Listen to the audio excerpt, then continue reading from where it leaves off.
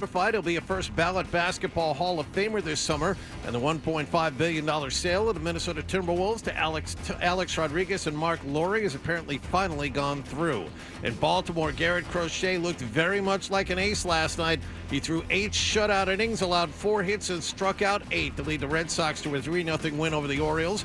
Trevor Story had 3 hits, including a home run. Rafael Devers added his first 2 hits of the season. Sox end a 4-game losing streak. They play the Orioles again this afternoon. In other team news, they locked up another part of their future yesterday. They have signed rookie Christian Campbell to an 8-year, $60 million contract that includes a pair of club options. And the Bruins had last night off. They'll try to end a 9-game losing streak this evening when they visit Montreal.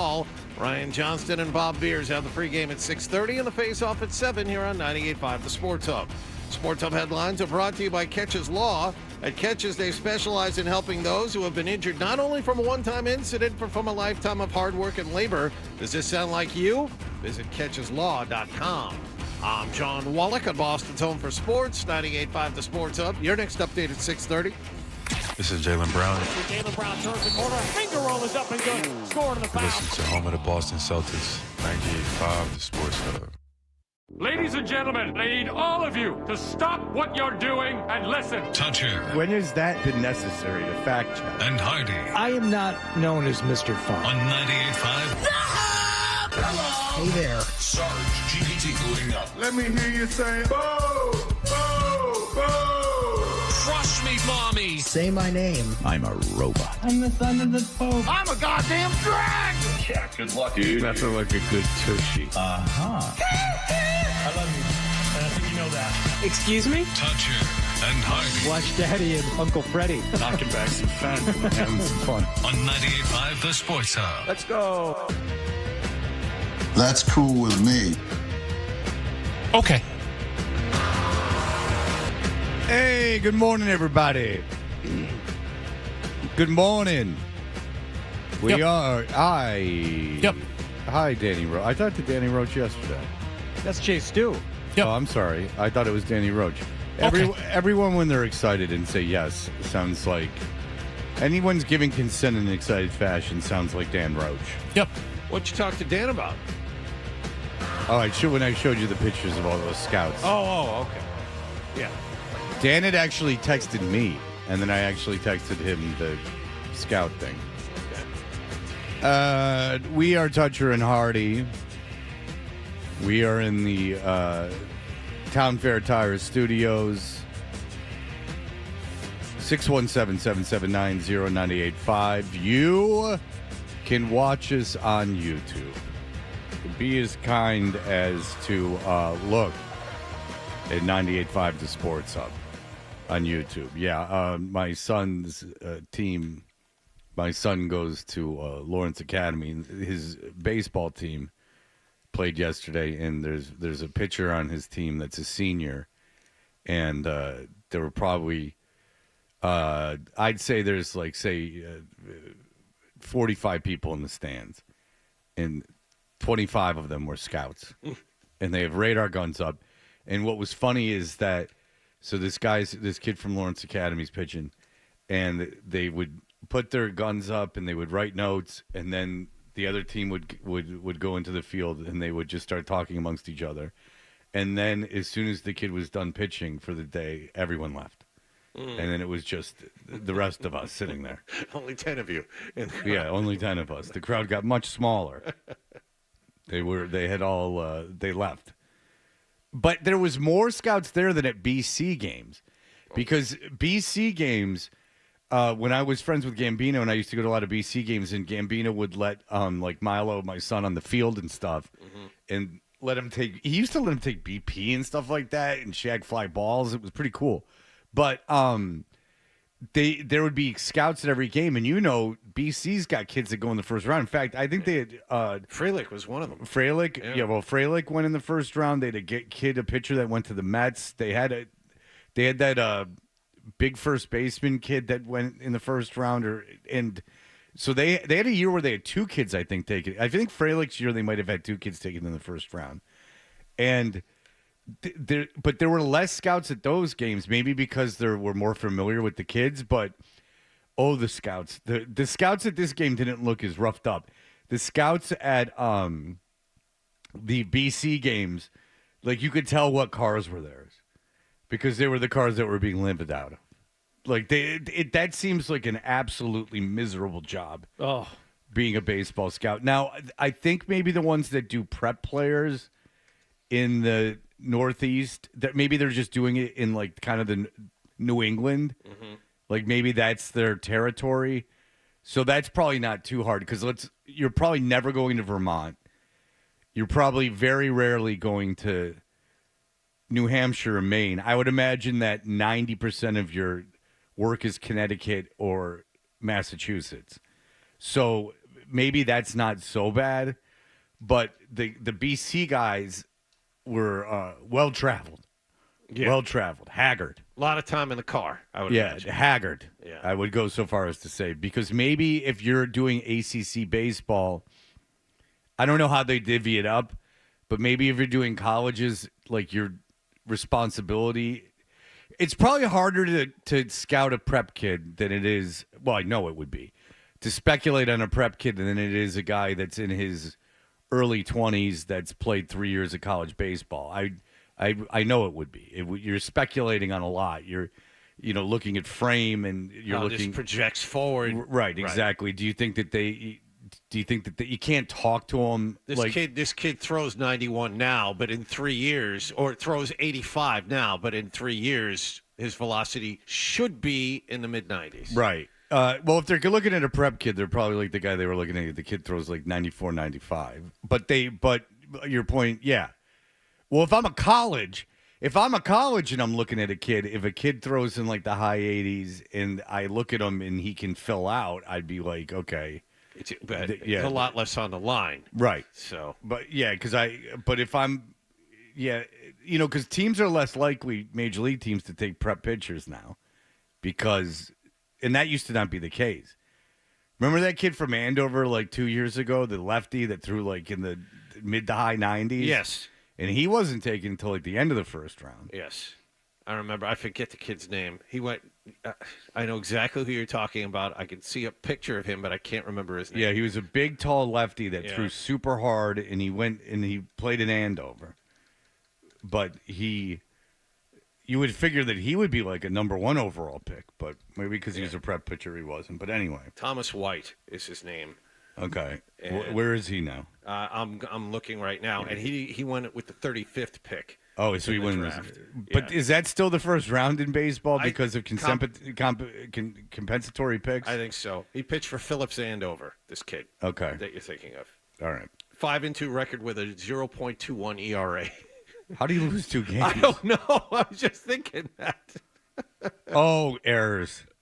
It must be errors. 6-1. Oh, that was his junior year, the .21. He was 1.66. Yeah, it was with the year he had 5-2. Well, it is amazing that kids can that there's kids that can hit that stuff like at the prep level. That's pretty amazing. That is pretty amazing. There you go. So that was yesterday. White has made high A ball. He's 19. Yeah. Well, that's pretty good. Just turned 20. Well, that's pretty good. Yeah, so Miami Marlins. He's in a good pace. Yeah. So he looks like he's doing well. As long as he's still pitching, that's great for him. And high A is a really good place to be when you're 20 years old. All right. A big show on the way today. I don't mean to get ahead of ourselves, but this 6-man competition's finishing up. Our final semifinal is today. And it is everyone's all abuzz. I forgot about it until I got in today, but Sarah from Everett is coming in today. How could you forget? We're finally going to meet Sarah. Because after the show yesterday, I went to that game. I came home. I went and took a nap at 2:30, which is unheard of for me. Thank God it's getting to be spring, because then I set the alarm for 4, and it wasn't pitch black. And then my whole focus at that point, because I had other things I had to do, my whole focus at that point, though, was getting to bed by 9:30. Okay, so the 2:30 nap is unheard of because it's too late to nap? Yes, because in the winter, you can't wake up when it's dark. Yeah, I had a similar day yesterday in that I had something at 1 o'clock and ended up being here at work until, I think I was here until noon yesterday. Oh, well, that's no good. Yeah, so by the time I finally was able to nap, it was like, now it's getting too late. Now I can't even like mess around. So I get like 15 minutes. That was it. Yeah, there wasn't really an option. I was gonna like try to power through, but it wasn't really an option. And even my best laid plans to get the kids to their mom's house a little bit early, it for some reason that's almost impossible. Like it's just impossible to have happen. Timing never works out. Like I just gotta. It always just takes longer than I think.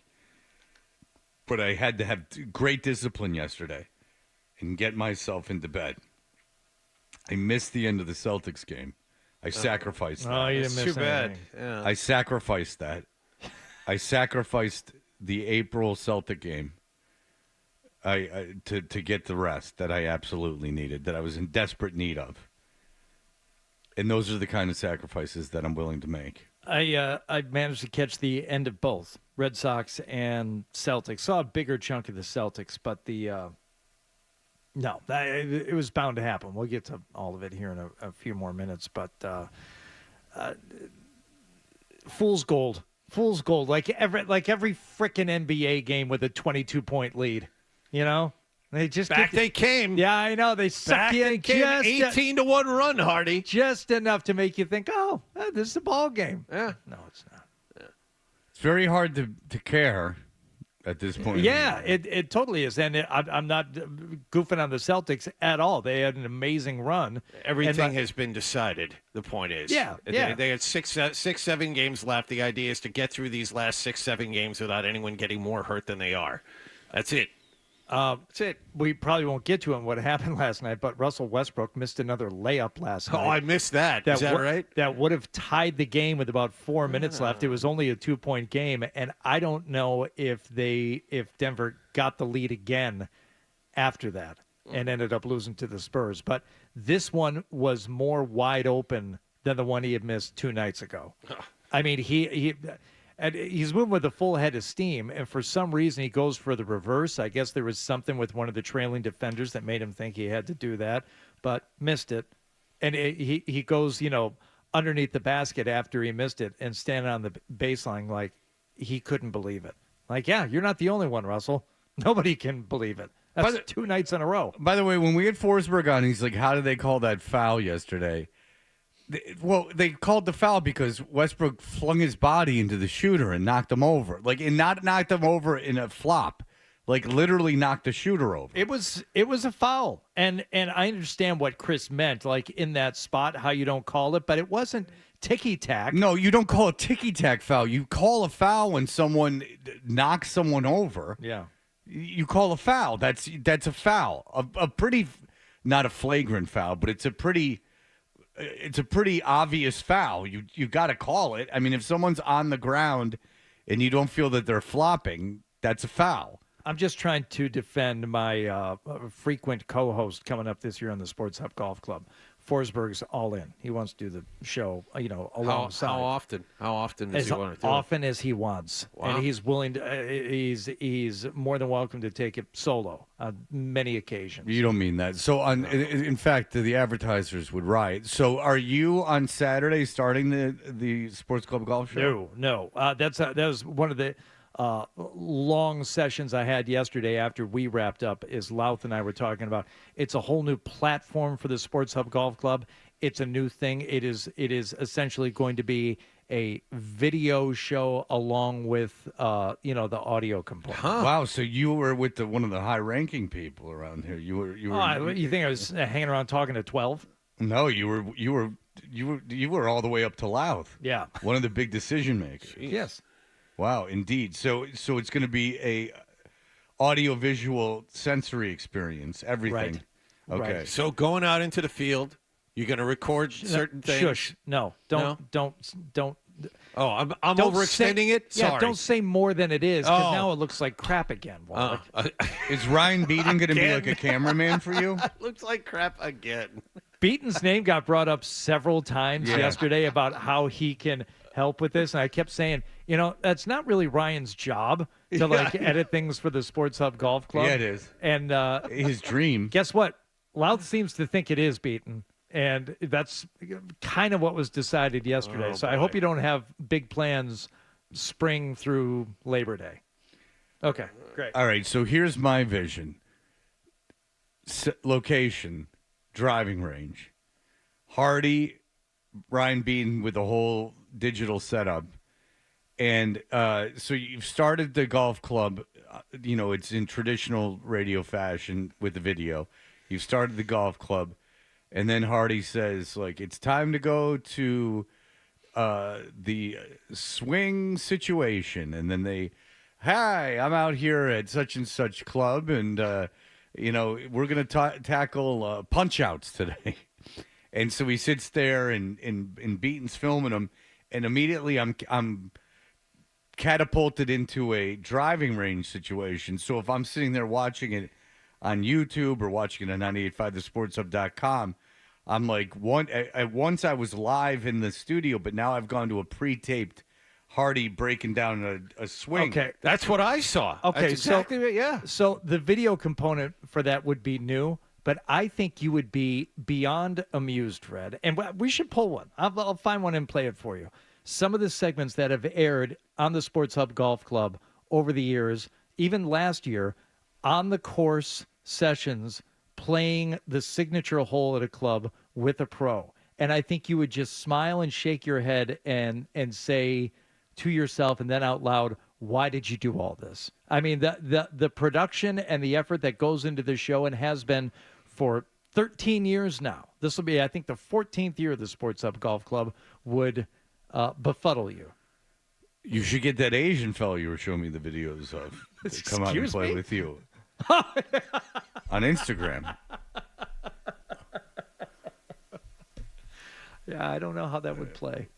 If it's him, so we go viral. Yeah. But that's what you should do, is that you should, it should be, I can understand, it's a multimedia extravaganza. Yeah, it really is. I get how that goes. It's a whole thing. Okay. Well, I look forward to it. Maybe one day we can do, was this really on the Sports Hub Golf Club or not? No. And you create a scenario, maybe in anticipation of the first show, and you give us like a scenario, and that you talk to someone, and then we have to guess if it really happened or not. And if it did happen, then you play us like a chunk of the audio. When is the first show? Well, we just talked about this. Is it a week from Saturday? It would be a week from Saturday. Week from Saturday. No, it hasn't been on Saturday in years. Oh, Sunday. Sorry. And it's either going to be then or a week from Monday. The first show might actually be a Masters wrap-up show. On Monday morning? It's going to air on Sunday mornings, but the shows are going to be oftentimes recorded during the week ahead of time. It's going to be a multimedia experience. They'll still air on Sunday mornings, but you won't be awake. Portions will be pre-recorded, video, all kinds of stuff.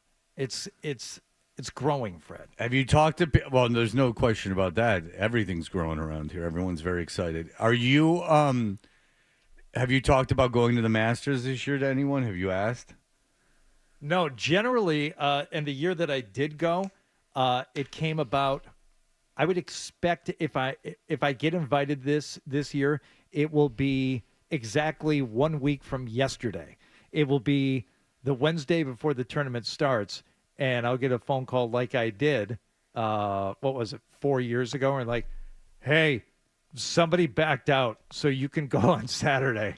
You just have to get yourself down here and figure that out, and then get to this address and pick up your ticket, and then you can go. Because I heard Hardy live the day he got back from the Masters. Oh, that must have been a religious experience. I did hear it live. Milo had a baseball game like really early in the morning, like far away, and so I got up and I was in the car and I heard Hardy breathlessly talking. It started with him driving into the parking lot or driving into wherever he parked and walking through the gates. And he was live, and I've never heard. He was just so overwhelmingly excited. He was taking you step by step through the Augusta National, through the beautiful Augusta, into the whole course, the whole thing, into the club. It was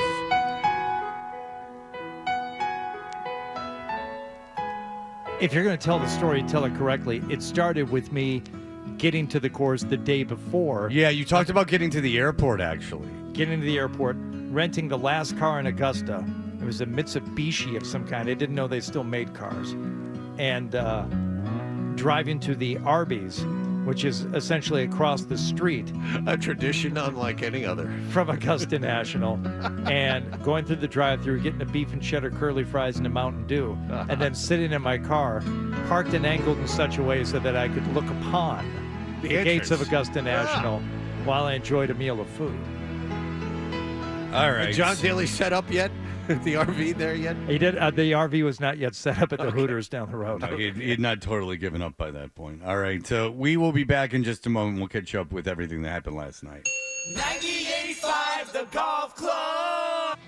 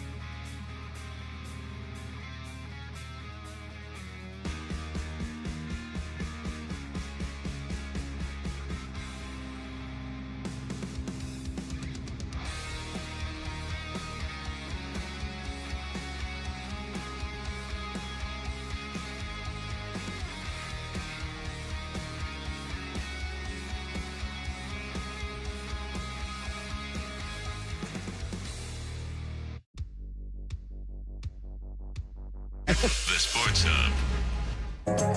Did you catch a game last night? Hi, we're Toucher and Hardy. What happened last night is brought to you by Leonard Hair Transplant Associates, where your hair doesn't have to be a game of what happened. So change your lettuce and change your life with Dr. Matthew Lopresti at 1-800-GET-HAIR. Hardy, what happened last evening? Celtics came off their 6-game road trip that they went 6-0 on, set a franchise record for most consecutive wins on the road during a road trip, and they've got this amazing road record. So should be easy, right? Last night they come home to take on the Miami Heat, who of course now play without Jimmy Butler. So things should be easy for the Green. Not so fast. Lead was over 20 at one point for the visitors last night. But in the third quarter, the Celtics started clawing back. Jaylen Brown pulls up, enters the Cornet, quick return to Jaylen. Steps in on Larson, feels contact, runs it up from 14 feet, and the foul. Larson hitting with the body as he's running by. Jaylen Brown with that new sleek haircut, kind of elevated, got hit on the arm, counted and won. That got it to 4, 81-77 after being down double 21. Yeah, down 21. I believe it was 73-52 early in the third quarter. All right, great. So we've got a game here. Miami makes the next bucket, and then Jason Tatum gets frustrated. Jason Tatum on the possession after that next Miami field goal, trying to dribble around the perimeter. Who's the defender, John, that was doing the left leg lift and getting into his space? Yeah, it was this annoying prick. Yeah, hang on a Fred, second. I don't know that I've ever name. seen it. The guy is hopping on his right leg so that he can keep his... Davion Mitchell. There you go. Mitchell is hopping on his right leg so that he can keep his left thigh and knee up into, like, Tatum's dribbling and movement area, and this is a big no-no. You're not allowed to do that. But he's doing it in a way so that the ref can't see it. Tatum loses his mind after missing the shot, yells at the ref, gets teed up. He got teed up, not right there. He got teed up. It was a foul at the other end, and Tatum got the ball and, like, two hands slammed it to the ground, bounced it angrily or something like that, and that's when the official stepped in and you're teed him up. So not only does Miami make the free throw on the technical, but then right after that, Davion Mitchell dribbles to his right, takes an open three, and knocks it down. And Miami back in command here, up by 10. 10-3 is the run. And that was pretty much it. They really never got close after that, and the Celtics would finally lose one after that great road trip, 124-103 to the Miami Heat. Now they were playing without Kristaps Porzingis, Drew Holiday, Al Horford. Eventually this was going to happen. You can't play with this, rotating roster and having at least, I would say, throughout the last 10 games, John, two of your most important guys sitting every night and expect to win every game. Yeah, Luke Cornett's your starting center. Neemias Queta is your top big off the bench. Luke's a nice player, but he's not a starter for you. Right. He's a 10 or 15 minute a game player. So. And they shot very poor from three in the beginning of the game. Under 30%. Yeah, and then especially to start the game. So, these are the things that happen. Tatum, I think, was 4 of 17. He did not shoot the ball well at all. So, yeah. Well, the guy was standing on the one leg. Yes. And driving him nuts. Yeah, Mitchell's like 6 feet tall if he's lucky. And he's just really annoying. It was. I didn't catch it in real time when they showed it on the replay, and it took him a minute to find it. It wasn't until I think he had shot the technical that they actually showed the replay. I'm like, wow, that is weird. I don't know if I've ever seen that before. Do you think Joe Mazzulla cares about this loss? He probably doesn't care. No big deal. No, I mean, we're all pissed. I mean, we all hate losing, and that was my message. Was a good reminder that losing still sucks. I love the fact that the staff's miserable, guys are pissed. No, not happy about it, but we got to come back and do it again the next day. And I think it's great. Like you said, at the end of the day, it doesn't have much of an impact, but still sucks, and we're all miserable right now. So we'll get back after it the next day. They're miserable. I want to very badly interview Joe Mazzulla. I've decided. And we're never going to get him every week, but if we had him every week, I'm thinking of so many segments you could do with him every week, like little tiny segments within the segment that you could do. Like, what do you learn from Taekwondo this week? Not Taekwondo, the Jiu-Jitsu this week. There's like so many things you could ask him about. Is there anything we could offer Zoe and Beetle in a trade to maybe like get him on our show and we give them something in return of value? Well, this isn't just a Zoe and Bertrand decision. This is their higher ups and their sponsors and there are relationships on the line. Yeah. He's not someone just to be traded among friends. This goes well above our heads. He loves Hardy though. So that's something we got going in our favor. That's a good point, Wallach. Loves gives us a bargaining Hardy. chip. There are so many people in his life that he will talk to. And I told you the story about Media Day when Hardy and I were there discussing Celtics, talking to Celtics. And Joe wasn't one of our guys to talk to, but he was kind of in the hallway outside the room we were in. We saw him through the window, and Hardy walks out there, and I walk out there. You know, shake his hand. He knows who I am. He goes, "John, how are you?" And then he turns to Hardy, and his face lights up. And it's a 10 or 15-minute conversation. Did you see the book I gave you? You know, how have you been? How are things? You know, how do you eat this? Do you eat that? It was a whole situation. You should have seen it. It was something. Well, again, you know how they became so tight is that they both were insufferable with their chess knowledge. Missoula tried to be cute by naming some obscure chess player, and Hardy countered him with the knowledge of who the chess player was, and then Missoula was like, "Ooh, another insufferable prick." He's not obscure. His name is Josh Waitskin, and he is one of Joe Missoula's best friends, and he is the subject of the movie Searching for Bobby Fischer. Yeah, Johnny Foreskins. Josh Waitskin, and he is also a jiu-jitsu champion and an author. I suggest you read The Art of Learning so that you can learn something. And, what can I say? We found some common ground. Joe is a well-learned individual. He was discussing TV shows he should watch with the midday show. He started White Lotus, apparently. He's a big fan. You watch White Lotus? I did. I've watched I didn't watch the one that came out Sunday, but I've watched the ones up until then because I love incest. There's only one incest scene so far. Right. There could be one more. Probably more. I don't know. How many episodes total in this season? Do you know? I think the one on Sunday was the second to last. Okay. So I think we get one more. Penultimate. I was trying to be like you and Missoula and throw a little sauce on, a little spice on that curry. Checkmate. Yeah, I know. Indeed. Just like Andrew Foreskins. Indeed. But I've watched The White Lotus. I found myself because I had the day where I very controversial day where I went to the airport and didn't come into work.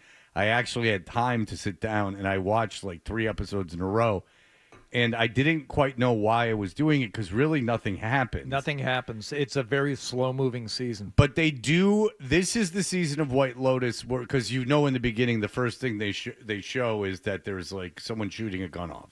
So this is no spoiler. It's like the first thing they show. Yeah. You don't know who's shooting it, and you don't know who they're shooting at. You don't know anything.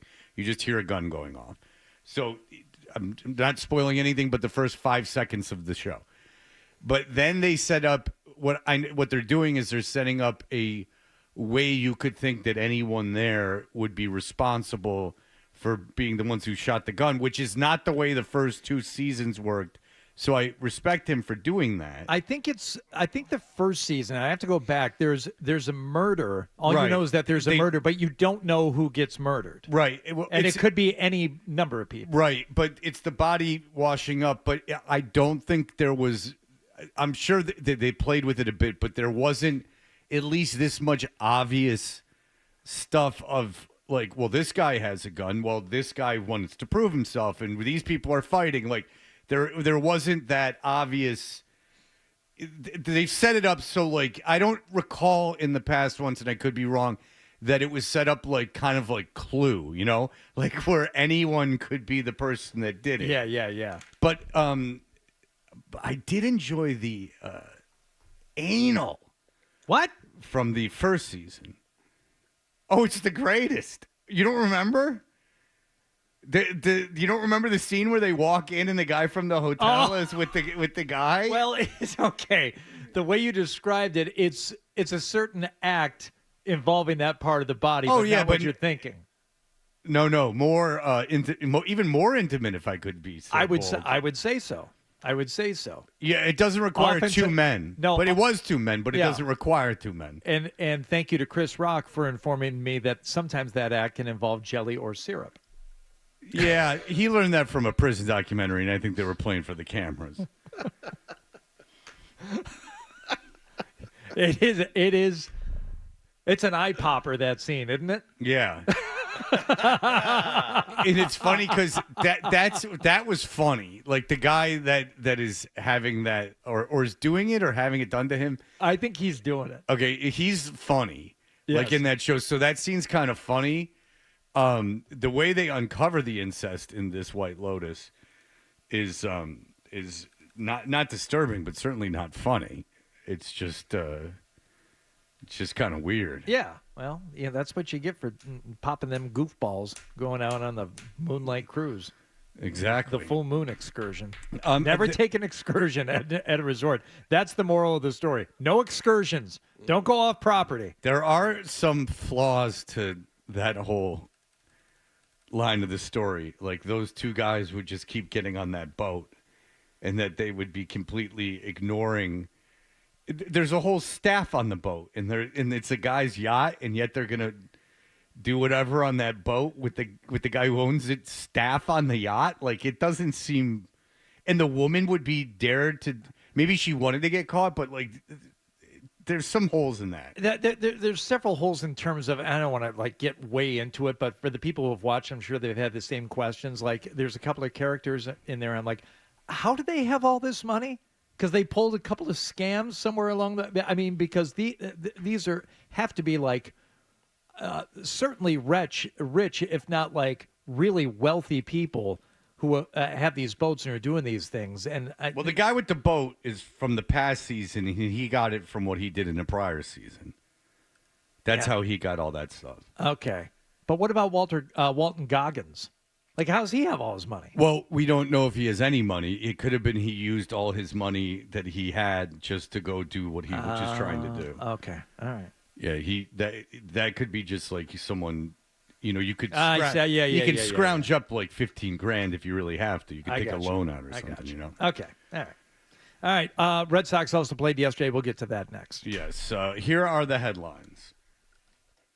Sports Hub headlines presented by Celsius Energy Drinks. Miami Heat snapped the Celtics' 9-game winning streak last night, 124-103 at TD Garden. Celtics' next game is against Phoenix at the Garden tomorrow night. Red Sox snapped the 4-game losing streak with a 3-0 win in Baltimore last night. Garrett Crochet, 8 shutout innings, allowing 4 hits and striking out 8. Tanner Houck starts this afternoon in the finale of this 3-game series at Camden Yards. And the Bruins visit Montreal tonight. Bruins are in last place in the Eastern Conference for the first time since 1997. They're trying to snap a 9-game losing streak in this one. Ryan Johnston and Bob Beers have the pregame at 6:30 and the face-off at 7 here on 98.5 The Sports Hub. Sports Hub headlines are brought to you by Dr. Matthew Lopresti and Leonard Hair Transplant Associates, the hair doctor of Hardy, Charlie McAvoy, and Tuukka Rask. Call 1-800-GET-HAIR for your free consultation. I'm John Wallach at Boston's Home for Sports, 98.5 The Sports Hub. Your next update at 7 o'clock.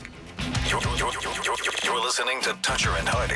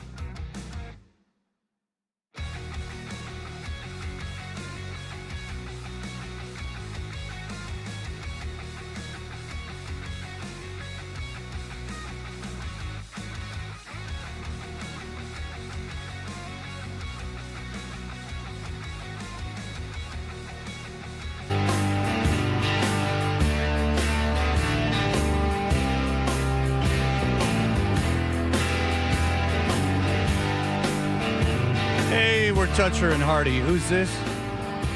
This is the Bottle Rockets $1,000 car.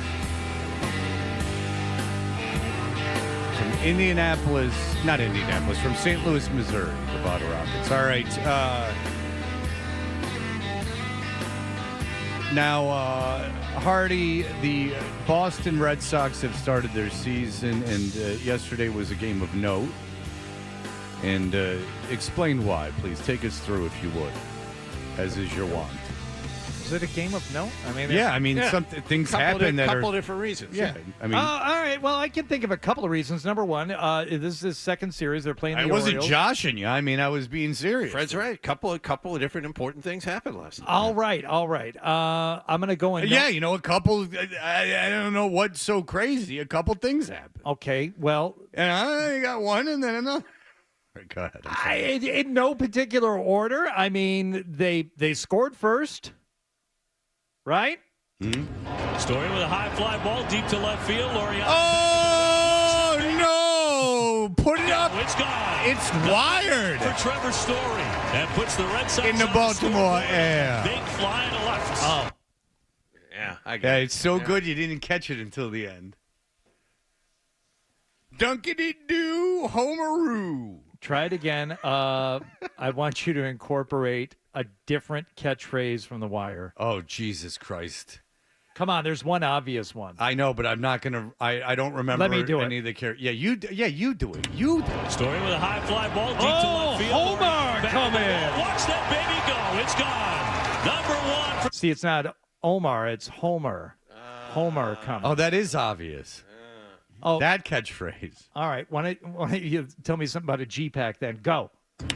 Story with a high fly ball deep to left field. Loriano. Oh, he's got the flu. Get him a G-Pack. Number one for Trevor Story. Whatever the G-Pack is. It's 50 cents original crew. Okay. Sox on the board first, 1-0. Put it on the board. Would they be the only ones on the board? It started to look that way. 0-2 on set on Rafaela. And a line drive base hit center field. Campbell to third. They're going to wave him.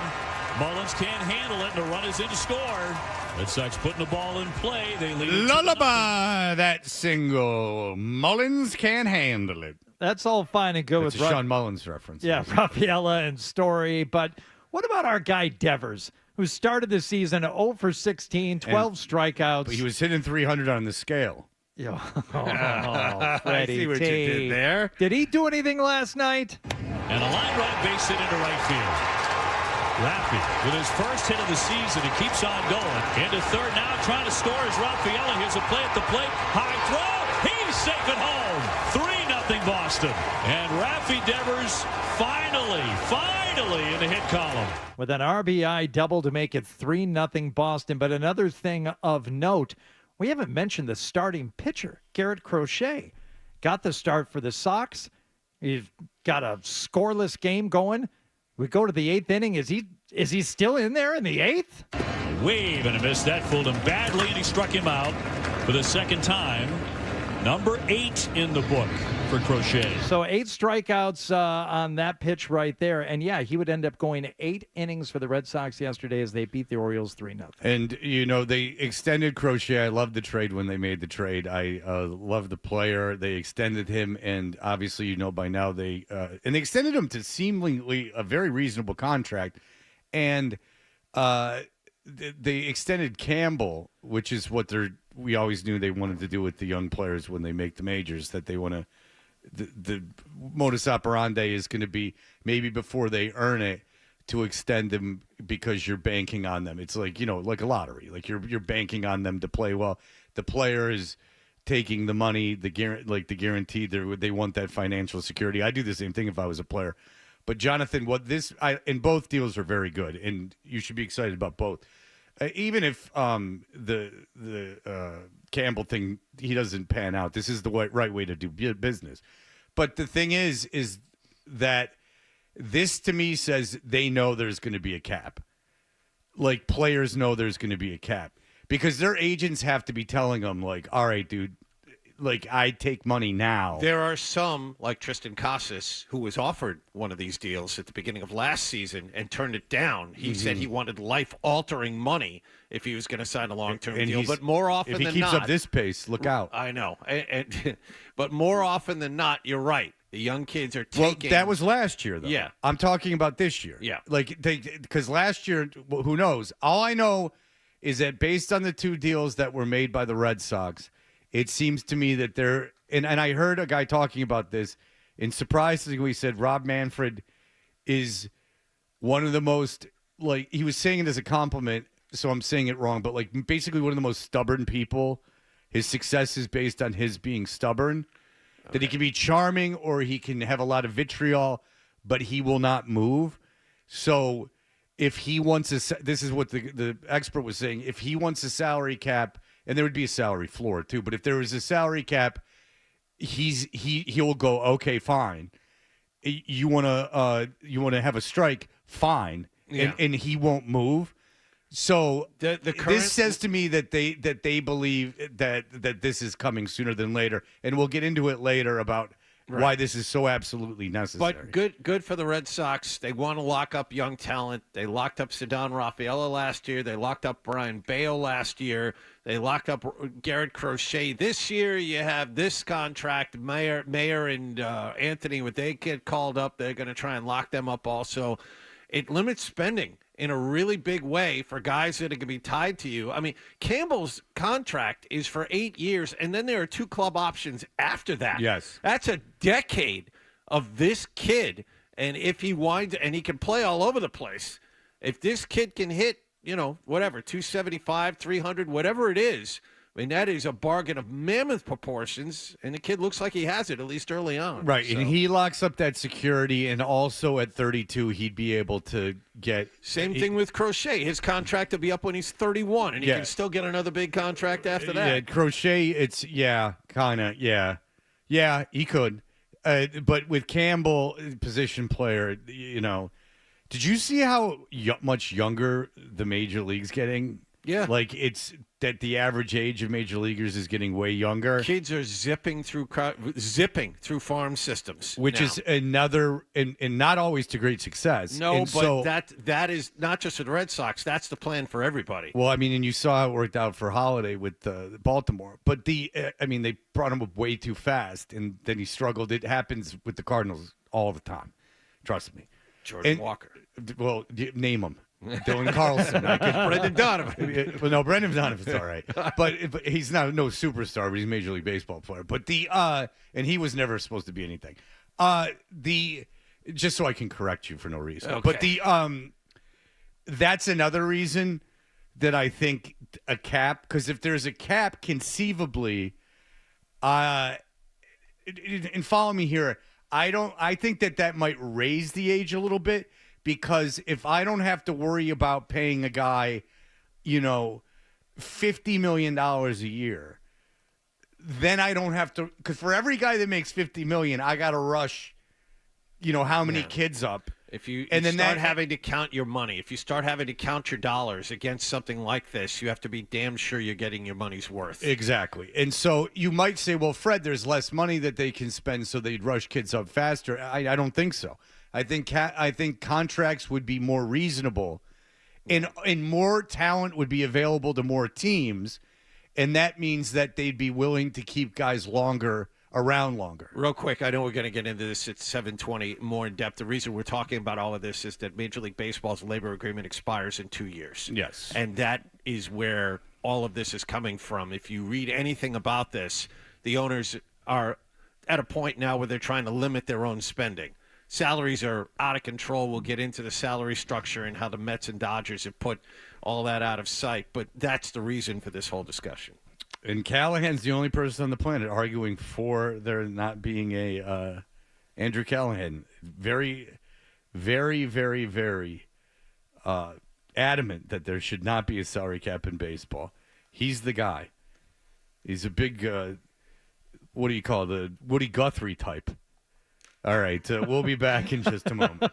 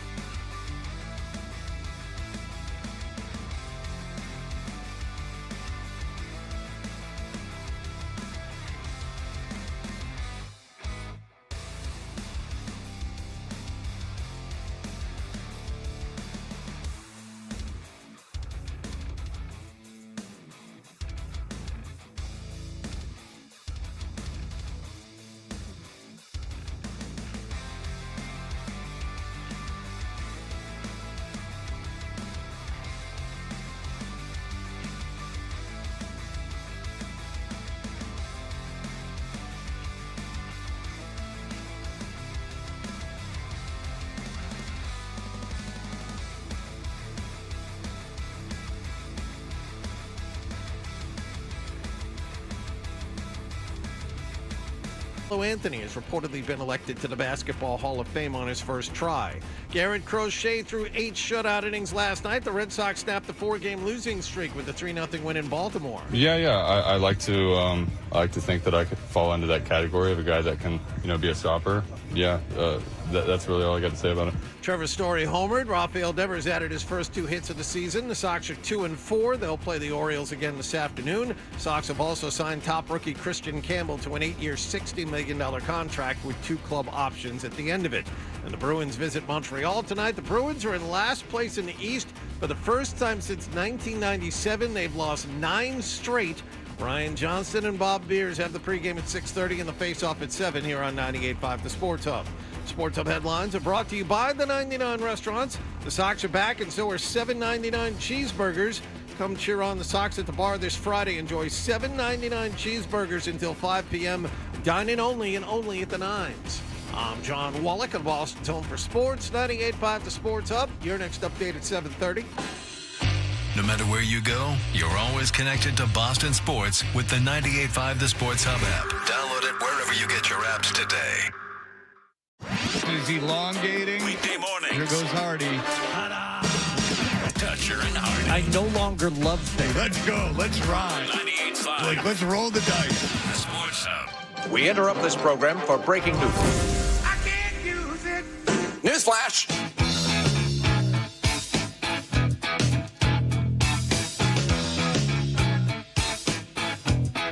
Toucher and Hardy. You can watch us on YouTube. So, stock futures are down 3%. You can, which is just a little blip.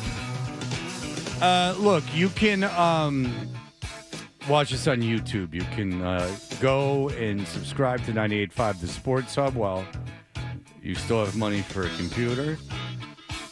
And Hardy, what is going on in the news that we need to talk about? We are going to head out to Portland, Oregon, Fred, for a case that has baffled investigators and really become the thorn in the side of one homeowner in particular. This is a story that begins with a blue recycling bin. But trust me, it doesn't end there. It is tragically gross. And that may be putting it lightly. All right. You've got me reading the copy now. I'm intrigued. Go on. So what's dead inside? If it's tragically gross, that means there's something dead. Now, will someone be stepping on it? Well, I don't know if this thing was ever living necessarily. Well, if he's going to refer to it as tragically gross, I want a tragedy to be involved. I think you're going to look. At least something decapitated. Okay. Sheesh. If it's not a corpse, what would make you even happier? Well, feces, but I wouldn't put it in. I wouldn't say tragically gross. Tragically gross, as we know, is a dead, rotting varmint, which then you have someone step on, you photograph it, and you sell. Of course. And then what feces is a totally different thing. No, it's just as fun. Tragically gross. And that may be putting it lightly. So you're kind of like, okay, this is disgusting. Alex Van Dyne never imagined standing in front of the camera talking about... You kind of know what the urine smells like. There's many colors to a rainbow, sir. Connoisseur. There's many colors to a rainbow. Do you know what the urine smells like? There's a difference between a sommelier and some dude drinking Boone's Farm. Tell me where it's from. What have they had to eat? Their age, gender. Listen to this fool. If you're such an expert. If you're such an expert, where is the cup around your neck? Held by a chain. So you can taste of the fruit. You kind of know what the urine smells like. Yes, urine. That's what this story is about. All right. You're in trouble. So wait, what was the deal? You're in trouble. Yeah, I got it. Yeah, that's the name of one of those Mr. Wong cartoons. So You're in trouble. where he pees on Bing Crosby's grave, if you recall the Mr. Wong cartoons. So wait, so it ends there. What happened? So there was I want to actually know more. Oh, so that's part 1 of 3. Oh, okay. Oh, we have. Oh, thank God. I thought you ended it there. Oh, God. Do you think I would do that to you? No, I just thought that might have been the end of the funny part, and I was like, I want to actually know what happened. Okay, so there's more. All right, so here we go. There's urine smell. I don't know if I'm going to dislike this guy for being offended by this in non-DA style. Let's hear. But before you turn away, understand that this could be you living in a Northeast Portland neighborhood, minding your own business when he shows up.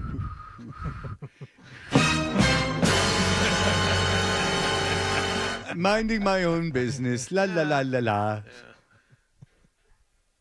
When who shows up? When he shows up in the middle of the night. This all started in September when Van Dyne and his wife noticed their garbage bins had not been collected. So I went to open the blue bin, and lo and behold, there was a nice deposit of gallon-sized bottles of urine, to put it plainly. And there were 6 of them. Oh, my God. Well, everyone knows that is called the French half dozen. 6 bottles of urine. Why was it not picked up? I guess, what in Portland, those stupid hippies, what do they go through? Like, they rummage through your recycling to see if it's appropriate? That's right. How the hell? 6 bottles in his recycling bin. 6 bottles of urine. Gallon-sized bottles of 6 bottles of urine, to put it plainly. The good thing about Massachusetts, storage, it was somewhere else. You could just put periods of time. You could just put as much urine bottles as you want into your recycling in Massachusetts. They're taking it away. You would think. There's more. 6 bottles of urine in his recycling bin. The garbage hauler wouldn't take it. If one of them should happen to fall, there will be fun for us all. The garbage hauler wouldn't take it. Hippie. You take it. It's all a scam anyway. You saw that. The garbage hauler wouldn't take it. It's biohazard. So what does your wife think about all this? She's a prude. That prude. Yeah. Believe me. She's not a very playful dame, if you know what I'm saying. We've been down this road before, Chuck. Let's just say we're in counseling. She won't take a chance, this dame. She says, why asparagus again? I said, shush. Shush. Eat. Eat. It's biohazard. So what does your wife think about all this? Yeah, she's befuddled as well. Eventually, Van Dyne pulled his garbage bins, hoping that the urine dropper would go away. Oh, he went so bold as to pull his garbage bins. Okay. So it just won't put the garbage or recycling out and see what happens. Yeah, see if this guy's still going to put his sacred gallon jugs of urine. Just maybe on the yard as an offering. Or maybe this guy's a little selfish. Maybe he goes bother someone else now. Pulled his garbage bins, hoping that the urine dropper would go away. And he did. Straight to the neighbor's bin, and then another neighbor. Oh.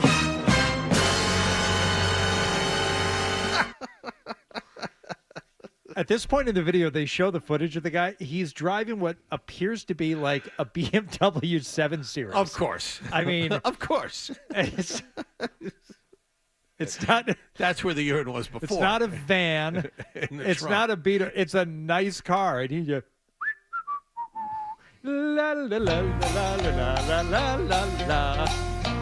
Here's my urine. If you found urine jars in gallons in your recycling, would you call the police? No. I couldn't imagine calling the police. No. How does the news know about this? I'm glad they do. Portland's a mess.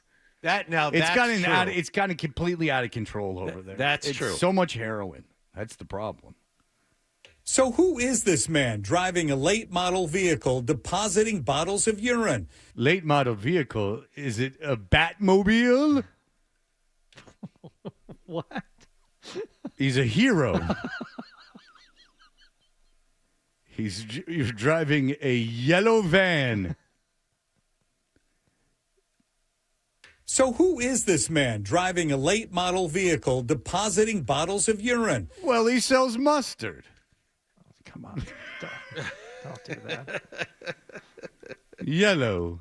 I know. Well, he was in Coldplay. It was all yellow. All right, At least he didn't go Donovan. Donovan. Oh, mellow yellow. Quite right. You know what's funny is when you drink enough mellow yellow, it comes out green. This grainy video shows him pulling up, getting out, and leaving the jugs behind. Mm. And it was all yellow. Yeah, cut it.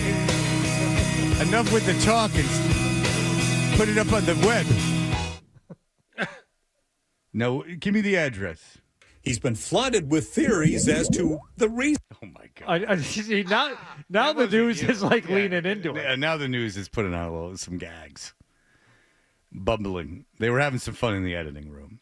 He's been flooded with theories as to the reason behind it all. Somebody flooded. I get it. I get it. Yeah. I just like how they added the bubbling. They're going to try and flesh him out.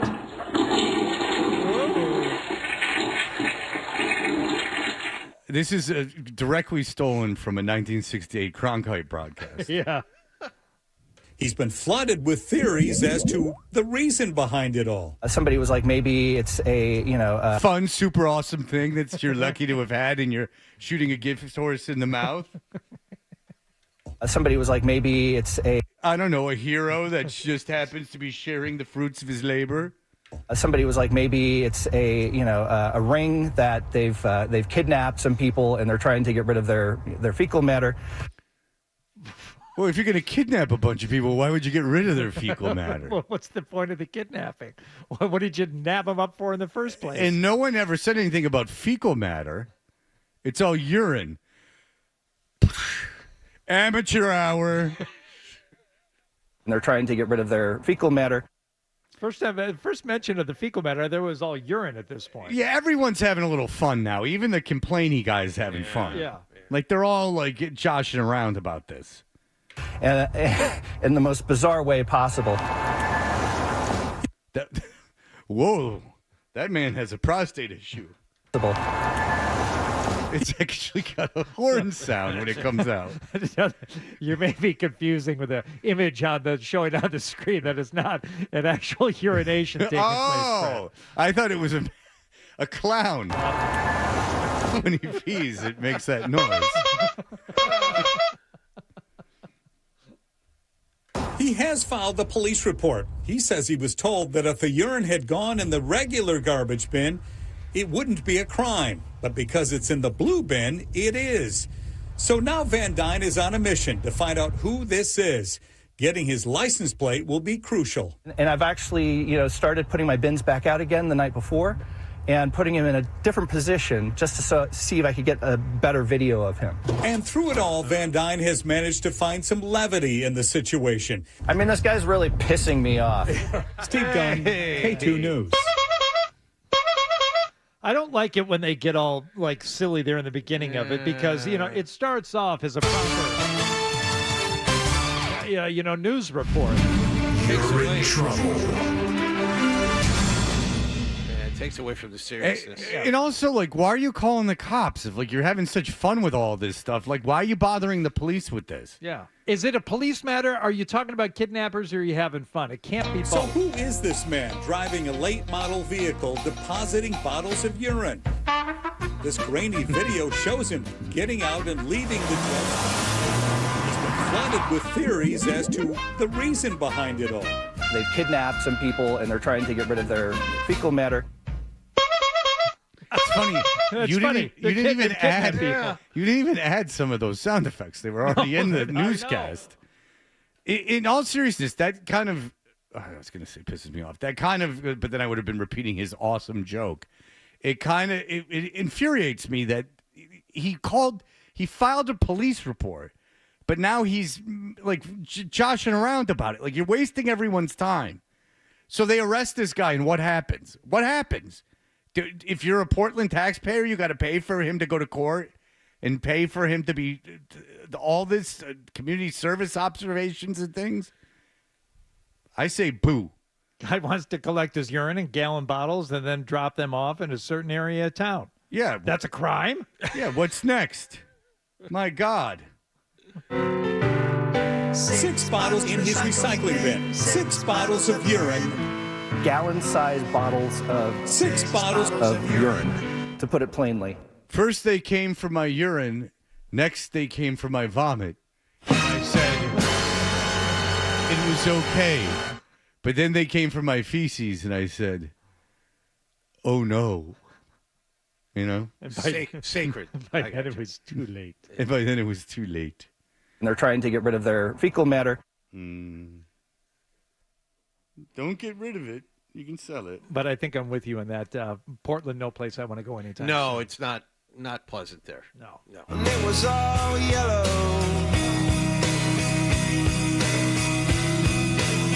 All right. We will be back. There is an issue with Major League Baseball. We will get into everything that's going on with that in just a moment.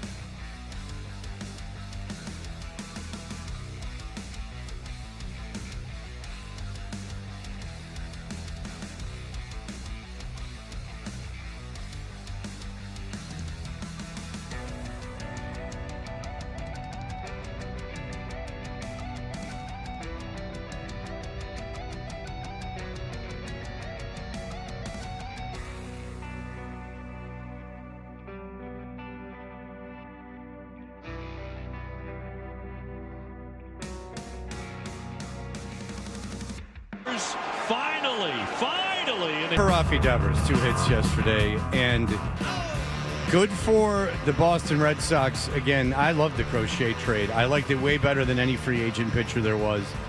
Nick, can you even move? Sarah from Everett obviously is here. And the whole thing was that Hardy and us have never seen her. And now I can still see her. Nick, I can see her. Like, I don't know. So Nick puts her like a genius in front of our window. Nick, I can see her. Nick, I can see Sarah from Everett. I can see her. Put her on the other. Avert your eyes, sir. Put her on the. He's looking at me like I'm crazy. Like, oh my God, what is he? What is he upset about? Could you tell me? Honestly, tell me, Adam. I don't know. Like, how could he be upset if we said? So he brings Sarah from Everett in. No. I want to talk to Adam. Upset. You're the one upset. Yeah, I am upset. That was not relayed to me at all. Who put her in the? Sit her in the conference room, and I did. I can't help that. You can see her. Still from she's the waving. conference room.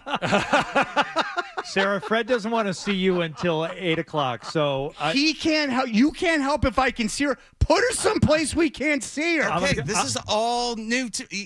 Okay, no, it's not new to you, Sarah. Get away, Sarah. Stop doing that. Get her out of there! God, are you so slow with your drinking at noon on Mondays? All right, so Adam, I need to talk to you. Yes, because you'll be reasonable. I mean, he pisses me off. No, Nick. Oh man, Nick. Oh boy. Oh boy. Okay. Fred's going to the other one. Okay. This is going to end badly. So, I mean, I'm telling you.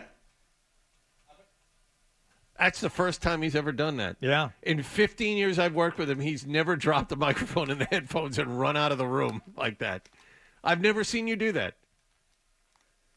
He's going to walk her down the hall. Are you going to walk her down the hall to the lounge? Put her in Maz's little cubicle. Oh yeah, the Maz's. Yeah, that's a Nick, good place. Oh, I don't know. Put her anywhere where we can't see her. Down that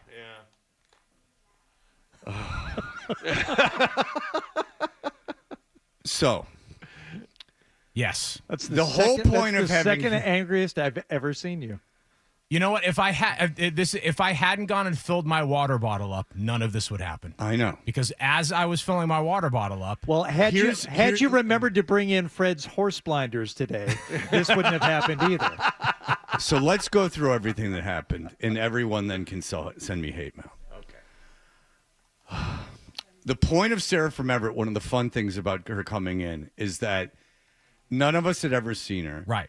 And Hardy especially has, like, she came with Hardy kind of to the show. So Hardy's known her for a long time. So Nick immediately gets her and sits her down where we can see her. So I go to Adam during the break. I go, look, who's the idiot that put her in there? And he goes, Nick. And I go, all right, fine. Have Nick move her to where we can't see her. So that happened. Nothing on the air. I was going to do the Red Sox thing. Yeah. Mm-hmm.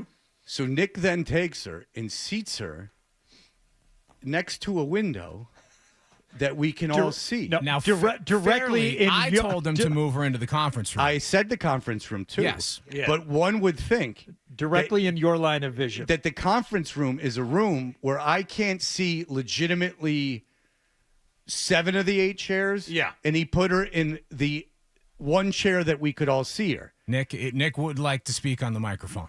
No, I don't know if this is a wise thing. I was told to put her in the conference room, but not in a place where you can't see her. Why Only do you think we bring her to the conference room. Why do you think that we were putting her in the conference room? I don't know, because she was sitting right there in the lobby where we usually put her. So why would we not want her in the lobby and in the conference room? Dude, like this.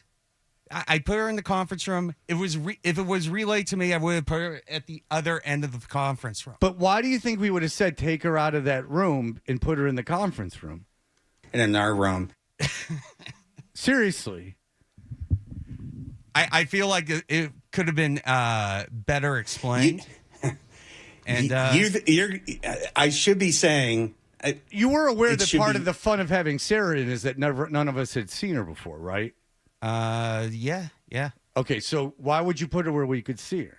Then it was relayed to me. 12 told me to put her in the conference room, which I did, and then you had a meltdown.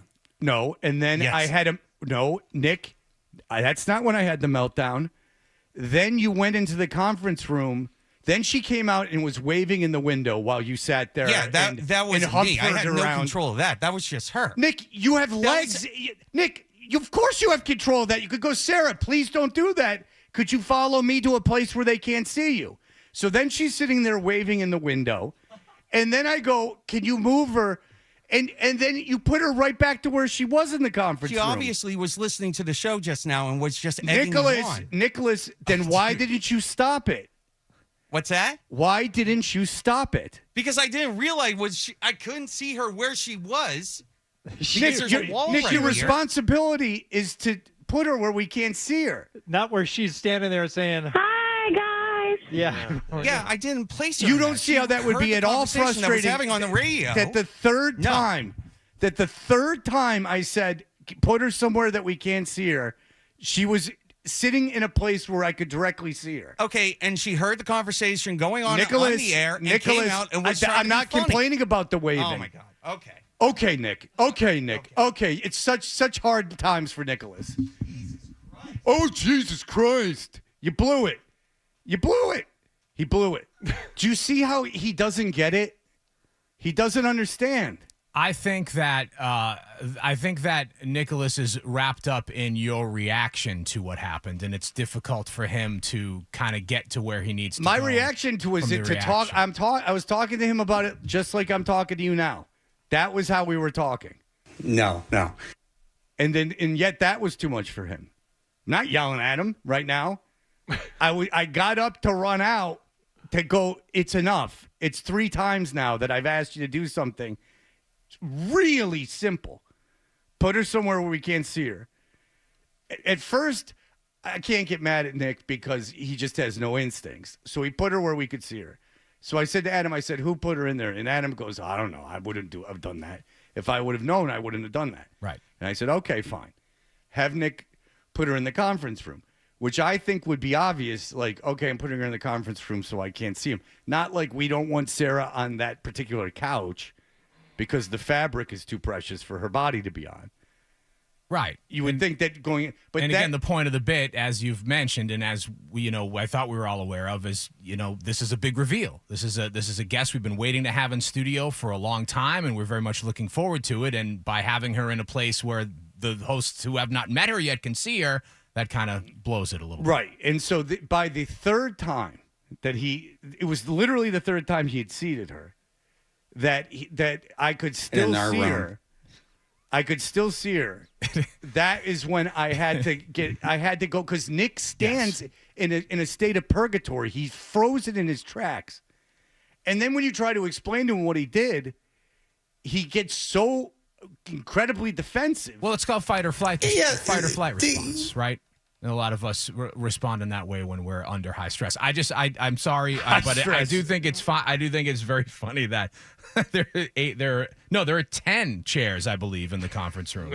There might be 10. I think there's one on each, and then there's 8 on each side. And like the 4, one spot that the one spot is the one spot that she ended up in. Yeah. Any other spot it would have been, it's fine. We'd be talking about Sedan Raffaella right now. So he goes and he sits her. And so I go, all right, that's just Nick not knowing, having bad instincts. So I'm not going to get on him for that.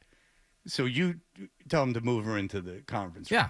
Then I can see her, and I'm annoyed with that. Third time, that's when it's too much. And then you don't if you can't, you're not in my eyes, so you can't see. Well, I'm going, Nick, move her. And it's the third time now. It's going to be the 4th time he moved her. Right. And I'm like, Nick, and Nick is standing in place, back and forth, back and forth, and then has the audacity to get on the mic and act like this is all insane. When every single one of you understands that it's just he's in his 30s. This is 8-year-old stuff. It's 4th time he asked someone to do something. When you're in your 30s, this shouldn't be happening anymore. Well, I blame the day drinking. Yeah. That's tough. It was a Sunday. Mike, go ahead. Dude, Nick's trying to get fired. He's trying to get fired. He's blaming 12. He's blaming you. And he's going off like a child. And I called the other day, and he wouldn't put me on, hanging up on me nonstop because he's a baby. He's only on the show because he's inept. No. Nick is good at what he does. Nick is good at what he does. One bump in the road. Nick's very good. Yeah, I like Nick, or he wouldn't still be around. But what the problem with Nick, the only problem I have with Nick, besides his drinking on Mondays at noon, is his, which even I didn't do. I, who had to stop drinking, didn't even drink Mondays at noon. Even though he didn't. He says he just put it up Monday at noon. But the thing is that when I go, dude, do something, and he gets stuck in defensive. And his defensive nature freezes him. You understand? Yes. He gets frozen in time. Yeah. Melanie, hello. Hello. Hi. Hi. Melanie. I am actually. Hi. How are you? I'm actually a new listener. I don't even like sports, but I just like listening to you guys in the morning because I kind of can't stand NPR. But Ira Glass, even. Well, this show is a lot like Morning Edition. It's a lot like Morning Edition. We just we do a little. It is. Trying to keep it classy for you. It's so fun. No, I just couldn't. They changed the formatting, but I love listening to you guys. I want to tell you, you have a lot of listeners, probably women, a bunch of women that were so Team Nick now because you were so awful to him. Yeah. You could have, you were, and he was okay. So. How was he I'm okay? Two things. First of all, that's very complimentary of you to think that we have women listeners. That's very complimentary of you. And second, so anything you say now is just considered. Can you tell some more? You've already put the cherry on top of the sundae. So you have carte blanche. Now you can let it rip. But I want to know how I was unfair to Nick. Well, I just think so. I think you have a great personality. I actually love the passion that you. And again, I don't even care about. I don't care. I like hockey a little bit because my boys play, but love the show. But you were a little hard on him. Yeah. And okay, Melanie, let me put you in. I'm sure we all agree. Melanie, well, no, that's not true. The Adam, even Adam, who, if you listen to the show, is so progressive and so nice. Even he agrees with me. But the thing is this: I'm playing with Adam. But the thing is this: is that the fourth time you have to ask an adult to do something is too many times. I think where Melanie is coming from, and Melanie, I would agree with you as one of our handful of female listeners. The level of your reaction, Fred, was off-putting. I think that maybe that's what. It was so off-putting. Well, Melanie was designed to be off-putting. It was in all urgency. I needed to get him urgent. It was in urgent. Melanie, you have children, correct? I have. Yes, you said I have two children. I have two teenagers, and I don't yell at them very often. In fact, I don't yell at my daughter at all. And by the time I get here, I've had it with children.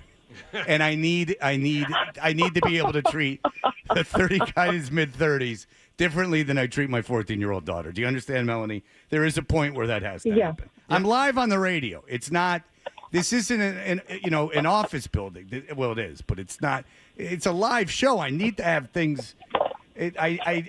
Fourth request. You understand, Melanie? But thank you for listening. You know what, Fred? It's thank you, Melanie. Thank you for calling, too. It's interesting. I used to behave and operate very much the same way, and I would lose my ass a lot outside of the home because I said all my patience was used up at home, and I had nothing left for the rest of the world.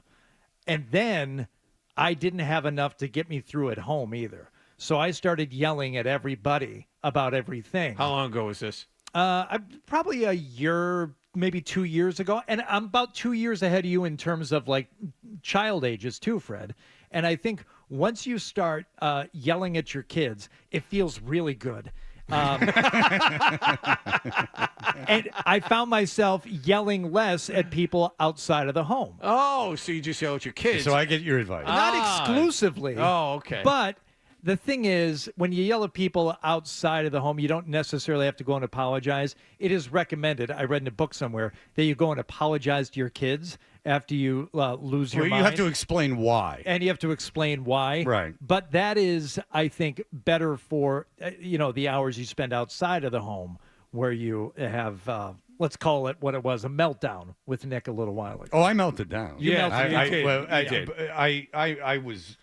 I was very upset. Yeah, Melanie, don't give up on us.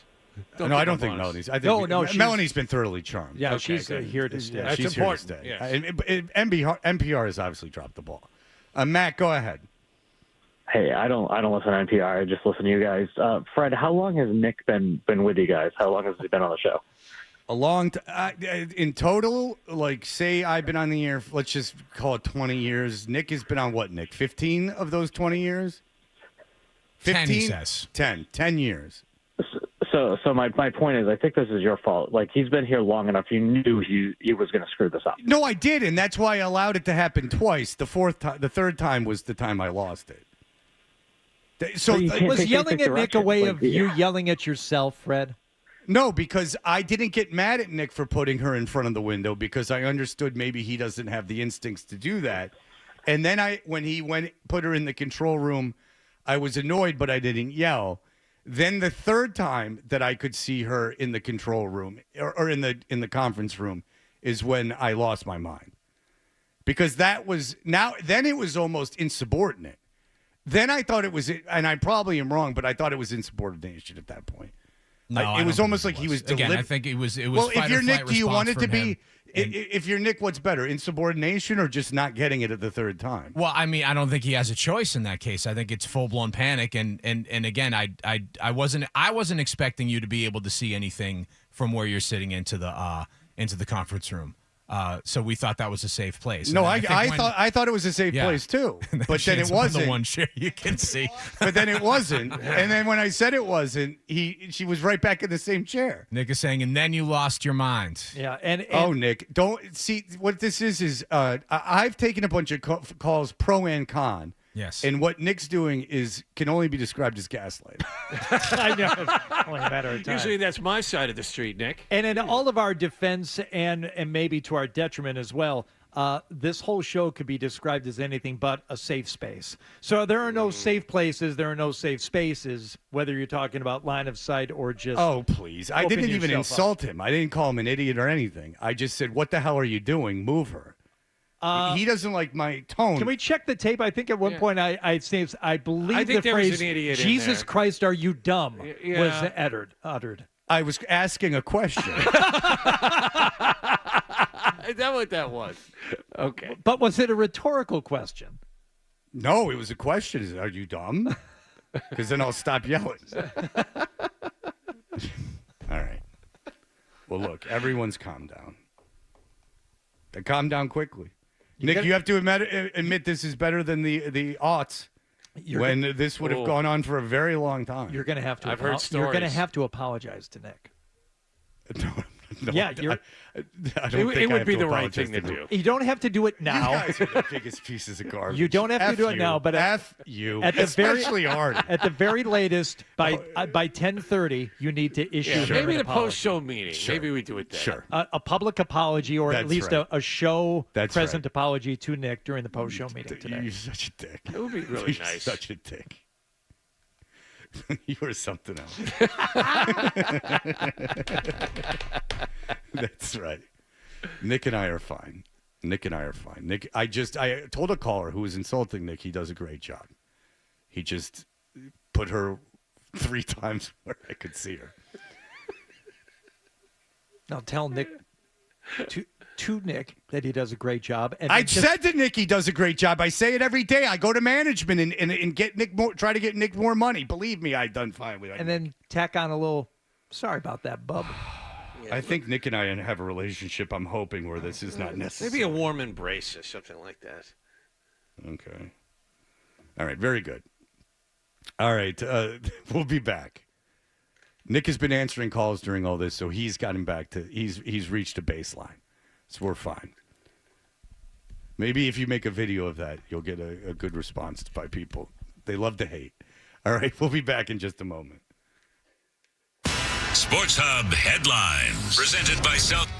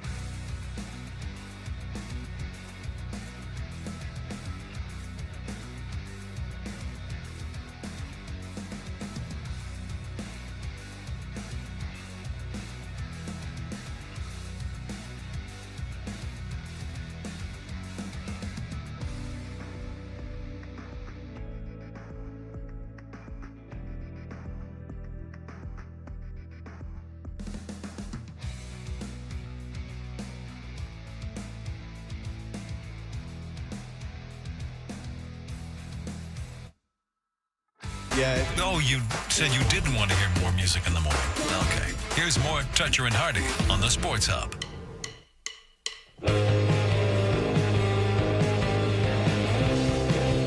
Hey, we're Toucher and Hardy, and the cause of all this scuttlebutt in the studio is we're very excited. The last semifinal of the Toucher and Hardy 6-man competition, and you can watch this on YouTube because to my knowledge, Sarah from Everett has not been on YouTube yet. So No. we'll all be experiencing it for the first time. This is a big day. I was a man. I diverted my eyes enough. Now, did you see her at all, John? I saw her back as she walked by. I've not seen her face. Okay, now were you able to divert your eyes at all, Hardy? Yeah, and she was even like pulling up like some scarf in front of her face or something. Okay, so okay. I All wouldn't right. be able to pick her out of a lineup right now. Okay, no. good. Mystery is still there. We're okay. Yeah. Because I was able, through my own discipline, no thanks to Nick, able to divert my eyes enough where I think that there's still going to be a payoff. Oh, I think so. I think the meeting of Hardy. Nicholas, is there still going to be a payoff? Have we diverted our eyes well enough? Thumbs up from Nicholas. Okay, He says yes. The real story here is Hardy and Sarah meeting because they have the relationship before all of this. Now, I do have an honest question for Nick. Did she bring animals with her? She did. He's holding up the two Yes, fingers. She two brought dogs. 2 dogs. You will meet the 2 dogs. Oh, nice. Delightful dogs that Sarah has. We all All like right. dogs. All right. Well, she'll be going up against Guy from Machine, or she or Adolfo will be going up against Machine. 12, do you need to find a safe space during when the dogs come by She's again? actually just razzing me about that. a Cat little boy? bit. Saying, I know you're not a big I know you don't like dogs. I'm like, I didn't say I don't like dogs. But you're not. I don't like dogs. You don't have like a fear of dogs. No. Okay, because I we had don't a need- lot of bad experiences with them when I was a kid. I had a paper route in the neighborhood that had dogs running all over it. So, yeah. Okay. Don, go ahead. Hey, buddy. I am so happy that I did not push a confrontation with you. I grew up in South Boston. I've seen guys go off the edge and fight to the bitter end, and I'm telling you, you equaled any of those people. So I'm stepping back, babe. That's right, Don. I'm a tough guy. I'm a big tough guy. I'm a psycho. Oh, that's Don and Carver. And Don, you're right. It's tough to fight a crazy person. Don, Don, if you recall, was threatening me. Yeah, he did at one point. He was physically threatening. Yeah. Matt, go ahead. Fred, this all could have been solved if at the very beginning you told Nick clearly and succinctly what you wanted. Yes, Say, but hey, I didn't. We don't want to ruin Right. the. Hang on, let me. You talk all week, man. But no, go ahead. Shush. You just had to tell him, hey, we don't want to ruin the surprise of Sarah. Put her somewhere where we can't see her. End of conversation. Fight avoided. Headphone throwing, microphone pushing averted. Can we go step by step through this? I will do it with you, and then we'll table this for another time. I did not tell Nick. I should have. I did not get mad at Nick when he put Nick where we could see her. I asked Adam. I said, Adam, you have to back me up on this because you're the only other one that was involved. Yeah. Did I get mad at him for putting her in there? No. Okay. So I said, who put her in there? Because I knew it wasn't Adam, because Adam wouldn't do that. And he goes, Nick. And I go, okay, can you have Nick move her to the conference room? Then if you'll recall, Matt, I laughed and I said, Nick, I can still see her in the conference room. And then he just sat there, and I still didn't get but mad. did you ask, was there a call to action, though? You said, Nick, I can still see her. Yes, okay, Cricket's hang on. So I still wasn't mad, but he just sat there.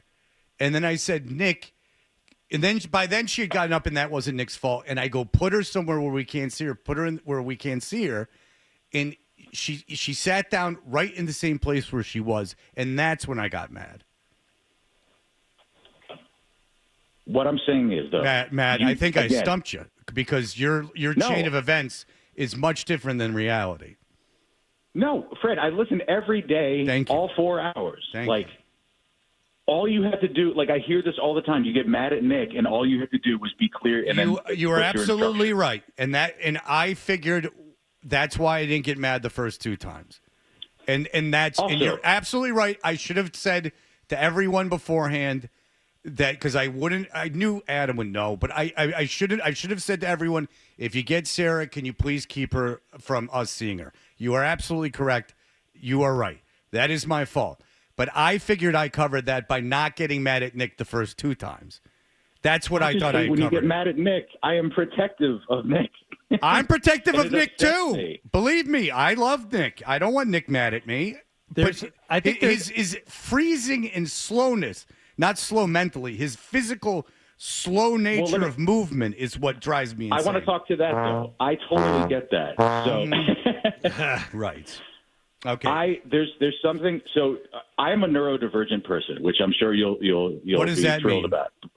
I know what that means. I know what you speak of, Matt. I work a lot in the neurodivergent community. Okay, so go ahead, Matt. I don't know. I had a feeling. Yeah, I had a feeling 12 would know. So that could be any combination of ADHD, OCD, or ASD, which is autism spectrum disorder. Right. It's that fight or flight response I was talking about, Matt. Right. That whole you freeze up and you don't know what to do next. 12 nailed it. I have a loving partner who's very patient with me, and there's a phrase in my household: I just need a minute. That's because when that fight or flight comes, even with a simple question or something, I just need time to process it. Again, though, but that would not excuse let me, being asked to do something 3 times and not having the right result the 3rd time. But because you didn't ask it clearly the first time. That's Matt, now we're into neurodivergent. And but I hear what Matt. I yes, you understand what he's saying, but this is very involved, and it's gotten down a whole. I'm not comfortable or familiar with any of this terminology. I'm not sure it applies to Nick. I think we're casting neurodiversions on Nick that I'm not positive Nick has. That's fair. Now we're getting into the area where we're analyzing Nick, which I truly swear to God don't think is fair to Nick. No, I agree with that. Too. I don't. I've known Nick for 10 years. I don't believe him to be someone who can't follow direction. That's all. And you're right, Matt. I should have said something first. But I didn't get mad at first. I didn't get mad the 2nd time. I got mad the 3rd time. Which was really the 4th time. Which was really the 4th time. Cool, calm, and collected. I never claimed to be cool, calm, and collected. I freaked out. Yeah. But I'm not mad at Nick. Nick's mad at me. I'm not mad at Nick. I'm not mad at Nick. Couldn't ask for a better setup for the segment. Okay. Oh no, it's much better than what already so built up. Now it's a lot better than. In fairness, it's much better than it. What we had planned was not as good as what happened. Right. But listen, I don't like to get that angry. Yeah. But I cooled off quick. You have to admit. That's true. You heated up quick, you cooled down quick, and now she's here, and we're ready to go. Yeah, so let's get to it. When we come back, you'll want to be on YouTube, and we can experience it all for the first time. We will have Sarah from Everton. It will be so exciting. She has 2 dogs with her for some reason. We'll be right back. Toucher and Hardy, those scamps. They'll be right back on the Sports Hub. All right, low testosterone causes a host of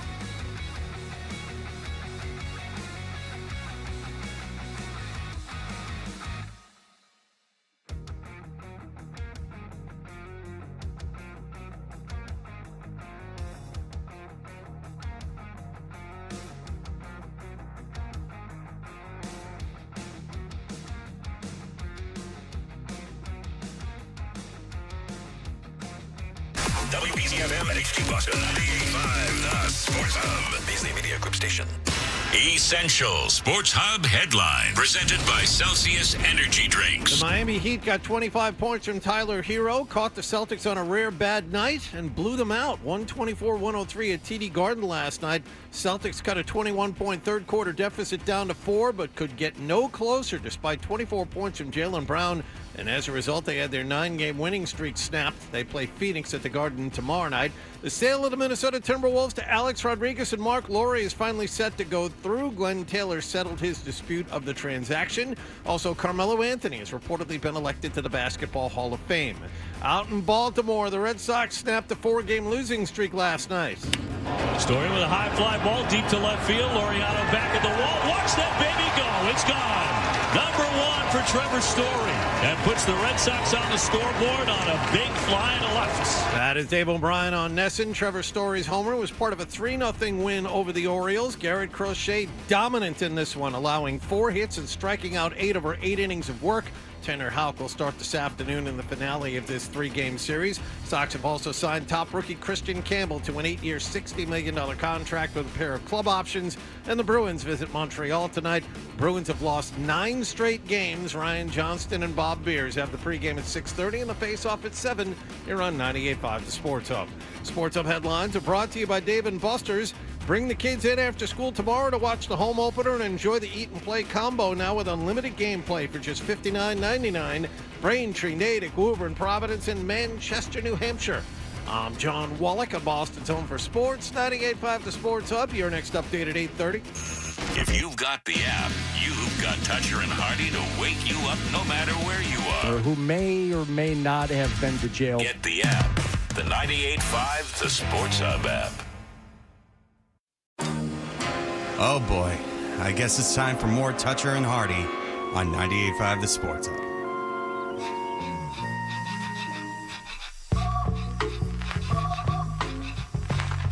All right, we are Toucher and Hardy, and I suggest if you were like us or want to see reactions and someone for the first time, you go to YouTube and subscribe to 98.5 The Sports Hub. Here's the deal. We are in the middle of a contest, Hardy, and what is that called? 1, 2, 3, 4, 5. Fax. Toucher and Hardy features Fred Toucher with Hardy and Wallach too.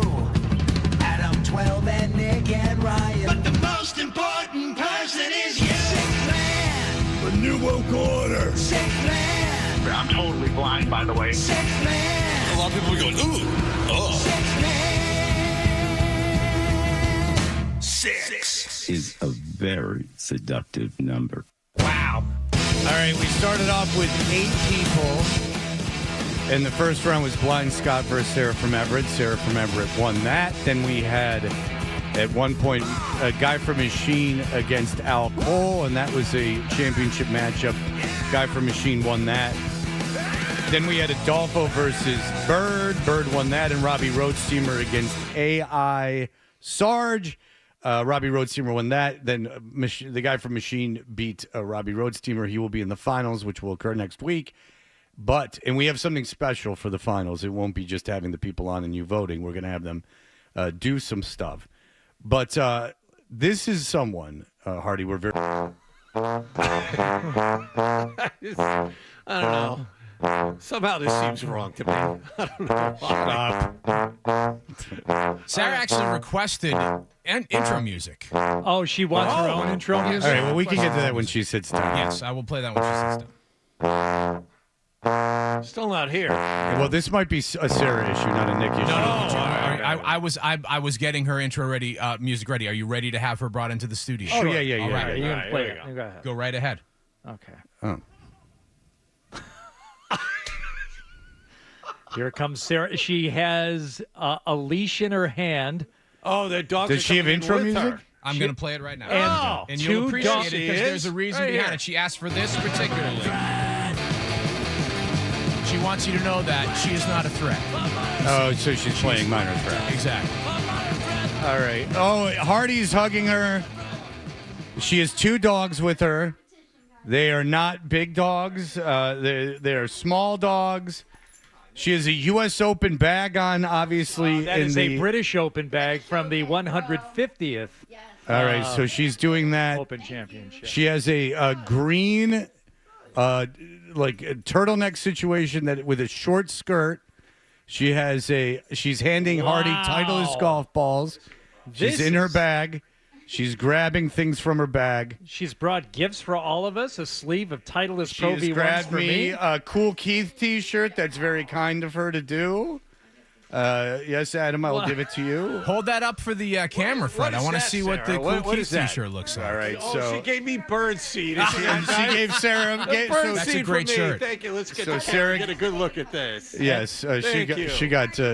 All right, Sarah. Calm down, baby. Okay, let's need get you you to on that microphone. Put your headphones on over there so you know Yeah. if you're I speaking. I tried to get Maz's, they wouldn't give them. Okay, so And- here we go. And I'd like it noted for the record that the dogs know who the good people are in the room. I have this one who's already all over me. All right, Sarah, the microphone, honey. You got to talk right into that thing in front of you. Hi, Fred. Okay, yeah. So just seat yourself in front of that. Hi, guys. Okay, so here we go. Did you hear what I brought the guys in the back? No, we haven't heard anything yet. Tex-Mex rolls with extra dipping sauce. Oh! Tex-Mex rolls, extra dipping sauce. Have you guys started digging into those yet? What could go wrong? All right, look. So Sarah from Everett's here. There's a dog that is on Hardy right now. Look at that. All right, so Sarah, you're gonna have to talk right into the microphone, my That's dear. You can Rosie, move baby it. puppy. You can move it Yeah. so it's in front of your face. Now- Okay. Okay, so who are the dogs that you brought with you today? I brought Rosie, baby puppy. And she's the one who's very fond of me already. Yeah. She'd walk away with you in a second. Oh. No loyalty. Okay. And then that's her auntie, Sammy. She's indifferent. Okay. Are these dogs that you're walking, or are these your dogs? No, these are my dogs. Okay. Sammy's my pocket watch. She goes everywhere with me. She's my rider dog. Okay, so you have, first of all, you have big sunglasses on, and you're covering your face with a turtleneck. Yeah, because I got a goo eye. What? I got a little... Take it. Why do you have your turtleneck in front of your face? We Sarah? can't hear you if you're muffled, you see. My boyfriend said the same thing. I'm just really uncomfortable. Okay, and don't I'm be. You nervous. are safe here. You're lovely looking. Everyone is excited. Sarah, we're friends. Sarah, there was nothing. You have nothing to worry. You look great. Please remove that from your face. I'm not going to. No. It Not will your happen. not your sunglasses. Your turtleneck over your mouth. Yeah, No, I'll just pull it down. and Fine, talk that's like fine. That. Is that Okay. good? Okay. Yeah. Rosie, baby puppy. All right, let's not worry about the dogs. Sarah, we need you to focus. Okay. Good So luck. please, I know. Please don't cover your mouth though. That all I can ask you is not to cover your mouth. I met Serona. All right. Oh, you met Cerrone? Yes. That's not Cerrone, that's Leroy. But Oh, listen, Leroy. it's in. Yeah, whatever. That wasn't I'm us. sure That he was was her. fine. Okay. I only have one contact in, so Yeah, right. I That's thought fine. I was That's it, wrong. yeah. All right, that's exactly why. All right, so yeah, Cerrone both Battle and great. Leroy do They're a both show. great. They are. They're fantastic talents. They both do a show on the weekend. Yeah, Leroy produces another show here in the morning. All right, now let's get to this. Okay. You were meeting us for the first time isn't that big a deal because you were never a fan of the show before Hardy came on. That's not true, Fred. We've been over this. And I know Hardy because I followed you and Rich from BCN. Okay, but And you that's how I'm just a fan of. but you were a super fan of the midday show with Hardy. No, I'm a fan of 98.5. Okay, fair enough. All right, Yeah. but fair enough. But you've had more interactions over a longer time with Hardy than anyone else on the show. So what I'm interested in. All right, Sarah. Let's just say that's We're true. splitting hairs. Yeah. We're splitting hairs. Yeah, we really are. All right, as far as I know, you've had much more interactions with him than me. So Hardy, you were seeing from Sarah from Everett. We talked about this before.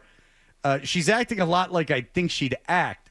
But that's I'm not so uncomfortable. okay. But you look lovely. There's nothing to be uncomfortable. We're not here to make fun of you. I swear to God, you're fine. I'm so glad. I wouldn't have you in the station to make fun of you. And Fred, just so you know, Hardy suggested I bring the dog. No. I thought it was interesting too. That I knew that was going on. I just don't want you to be too distracted by Sarah, that. I find that the presence of dogs makes everybody behave better. Okay. I have found this to be the case, so I'm glad you brought them. My taxi driver on the way over here said I was acting erratic because he's like, you seem really nervous, and I was like, he picked up on it right away. Hi, Jimmy. I know you're listening. Why do you keep covering your mouth with your turtleneck? I'm just uncomfortable. I know, but Here, I'm just uncomfortable. Yeah, fine. You can wear it over your chin. Okay. All right, Sarah. Okay, listen, you're among friends. No one is here to hurt you. All right, so let's get to this, though. Hardy, you've known Sarah from via email and the phone for how long? Oh, I don't know, 10 years probably. Yeah, good. Okay, so six to eight. we all make and we've never seen a picture of her face or anything else, but now that, and when you talk to someone, your brain generally develops like an image of what you think they would look like. Yes. How'd I do? And so we're not judging her beauty or anything, obviously. Hardy knows this, but Sarah, to make you, but just does she look similar to the way you thought she would look? I believe if there's anything, you appear much more feminine and elegant than I had imagined. It's very rare I get to dress like this. Okay. Yeah. Because I'm always dressed in. I look like my brother when I dog walk. Yeah, exactly. I look like a boy. And Yeah, so yeah. So this is nice. So maybe I have pictured you correctly, but it very much the way I had envisioned you, and it's a very pleasant surprise. Just to see your expectations not only met but exceeded. Can I How's come that? clean real quick? Yeah. Yes. My boyfriend asked me to roll back on something I had said about Hardy and that I wasn't attracted to him. This is going to get really uncomfortable. I wasn't attracted to him, and I thought of him as my father, and that's not true. I'm very attracted to you. I think you're hilarious. I don't really like my father, and you're such a better person than him. So. Okay, you did not have a good relationship with your father, you're saying. My second one. No. Okay, your second father was not so great. Okay, Yeah. and that explains your attraction to Hardy. Now, you find yourself very well put. You don't have to be Sarah, uncomfortable. if I cannot put you at ease, I can't be more clear.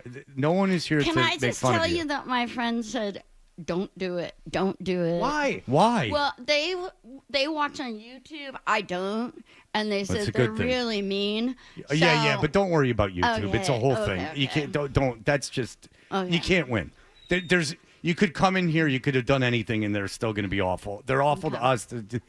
I don't look at it, Sarah. No. I Okay. really don't. Yeah, All right. yeah. So They I got just enough in my warned life. me. Okay. So listen. So you find Hardy attractive. Yes. Okay. So have you always found him attractive? Is this part of the appeal? Yes. It's the sense of humor. More It's than the humor. Yes. He's so dry. But and you think he's angry. It's awesome. Okay, but you think he's sexy though, physically? Sure. Well, that didn't sound overwhelmingly. Oh, sorry. Yes. But why did your boyfriend say to tell him that you thought he was good looking? Is this Well, my a boyfriend said, "Why did you lie on the radio the other day and Oh. say you're not attracted to Hardy?" We have a very open relationship. So he wants you to bring him home, ideally? No, Oh, he okay. wants Kendra. Oh, he likes Kendra. Oh, okay. All right. Listen, I'll Holland Taylor Kendra any day. Okay. What does Holland Taylor mean? Holland Taylor is the mother on 2.5 Men who's been in a long relationship with Sarah Paulson as lesbians. Oh, okay. She's like 84. Okay, so you would like to have a lesbian relationship with Kendra, is what you're Yeah, I'm saying. on the fence. Yeah. Okay, very good. Yeah. All right. You and your boyfriend met at a station event years Yes, ago. yes. And you guys have been together for how long? 18 years, 17, 18 years. Congratulations. Any thought of marriage between the two of Yes. you? No, I don't believe in marriage. Why not? It's silly. No, my father, he ran out of gifts to give his girlfriend, and he got married, and then it just fell to shambles after like 24 years. Okay. Oh, yeah. If you only get 24 years out of it, what's the point? No, we don't need to be married. We're happy. And your boyfriend, do you want to name him? Or you have in the past? Well, yes, he's actually. You've actually read a couple of his emails. He's also a contributor to the show. I'm not gonna. I won't. Do you always do that with a turtleneck, or did you deliberately wear a turtleneck so you could cover your I mouth? deliberately work because I'm very uncomfortable. Okay, does it make you feel like you're hiding? Like that when you have it over your mouth, you're like kind of hiding? Yeah, I feel. But you don't need you to have this hide. beautiful smile and like Yeah. lovely teeth. Plus, you're on the radio and your mouth needs to very talk. friendly person. What? There's nothing to be worried I feel about. like I put on a couple pounds. Oh, Sarah, you're lovely. Who has it? Sarah, you're lovely. No one's judging All right, you. I'll stop being in. So Yes, I'll just cover thank with you. my Just hand. because all I'm saying is not to cover your face because it affects the way that you sound on the radio. I know.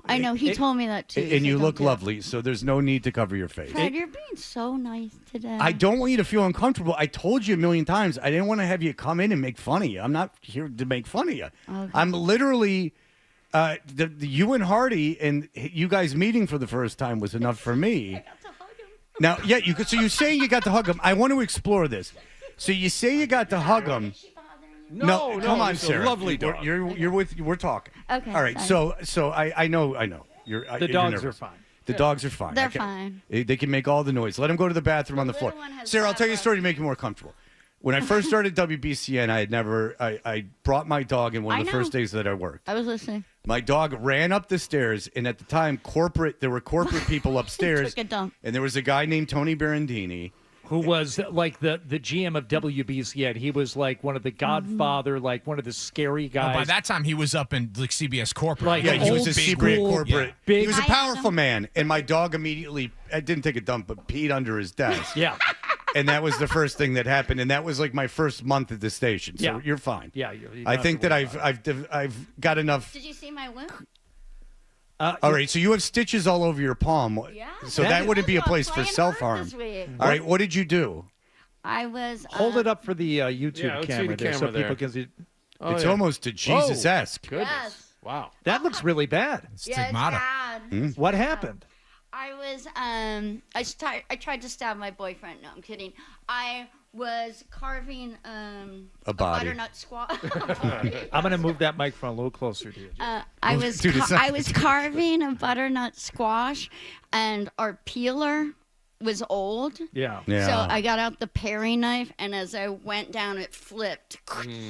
Oh, and you had to go to the hospital. Yeah. You impress me as someone who eats healthy, maybe not vegan, but more fruits and vegetables than. Yes. I do. Yeah. Okay. Well, How's that Sarah. working out? Okay, so Sarah, listen. So how did it feel to hug Hardy? It was great. Is this a real snort? Is that how you laugh? Oh, you don't know why I snort? No, I didn't know. I don't know much about you. That's why. I'm Hardy, and I apologize. When you went through your rib injury, the whole reason I started snorting is I had been taken out by my neighbor's dog with a stupid extended leashes. Yeah. And I fractured a rib. And I realized, because I'm quite jovial. I'm a nice, happy person. Yeah.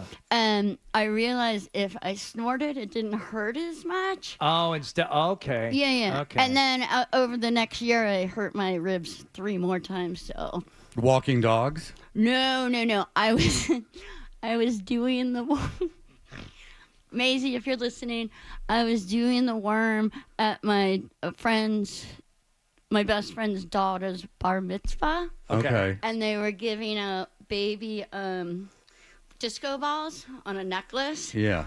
And as a gift, even though I had given her Nikes, as a gift, I was like doing the worm, and I came down onto the ball on the dance floor. Oh, that's no good. So I had extended the cartilage, and then the next night I was at Agnostic Front show. Whoa!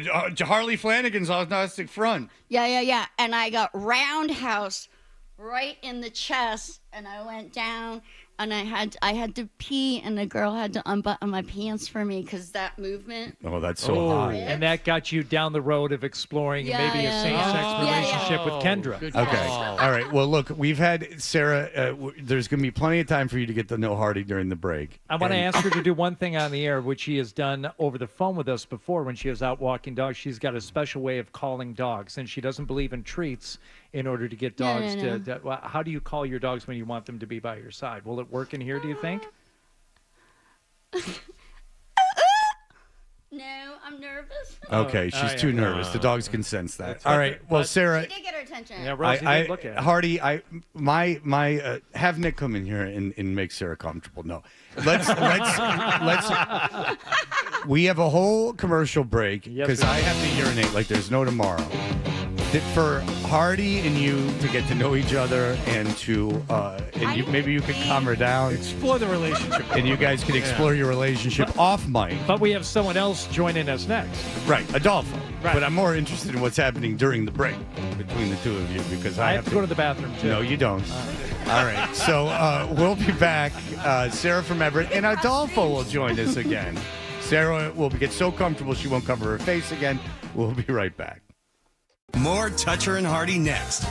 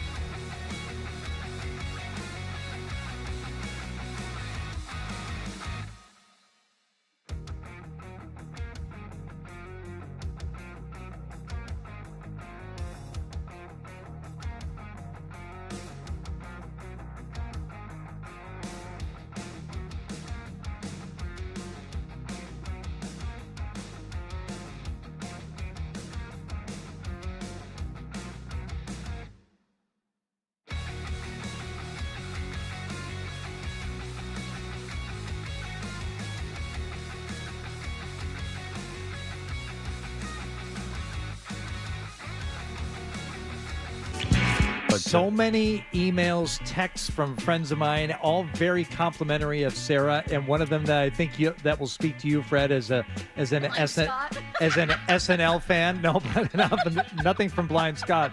Someone said he's on the phone, but nothing from him. Sarah gives off Victoria Jackson vibes. Yes, I saw that as well, and I couldn't agree more.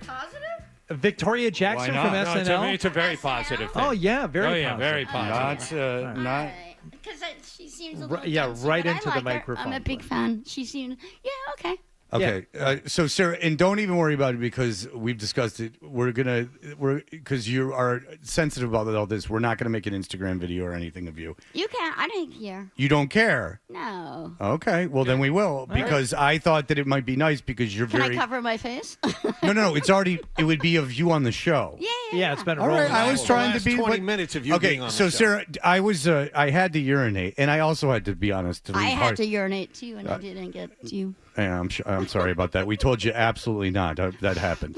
All right. So, Sarah, but you were saying, so part of our back and forth has been that you said, that I live in Newton. Everyone knows I live in Newton. I'm very wealthy. I have a condominium. Yeah. I And don't so- know where you live. I don't know where you live. I don't care if you did. I'm not that. That there was another time I devoured you and looked at you hungrily. Oh, this is great. Well, it ties, Adolfo's going to be on in 1 second, but it ties into Adolfo. So back in the day, you asked someone to.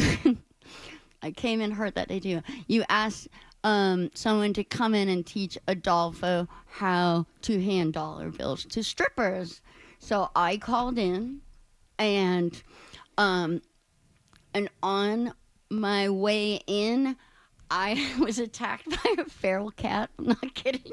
Attacked by a feral cat. Well, because at the time I took my. Well, it was the aughts, and that was happening all the time. No. It wasn't ever dumb. But I took my cat everywhere with me, and he wasn't fixed. So the feral cat came after us, and I shielded it off. So You were protecting your cat that you took with you everywhere. By the time I got to the station, my arm was like 3 times the size.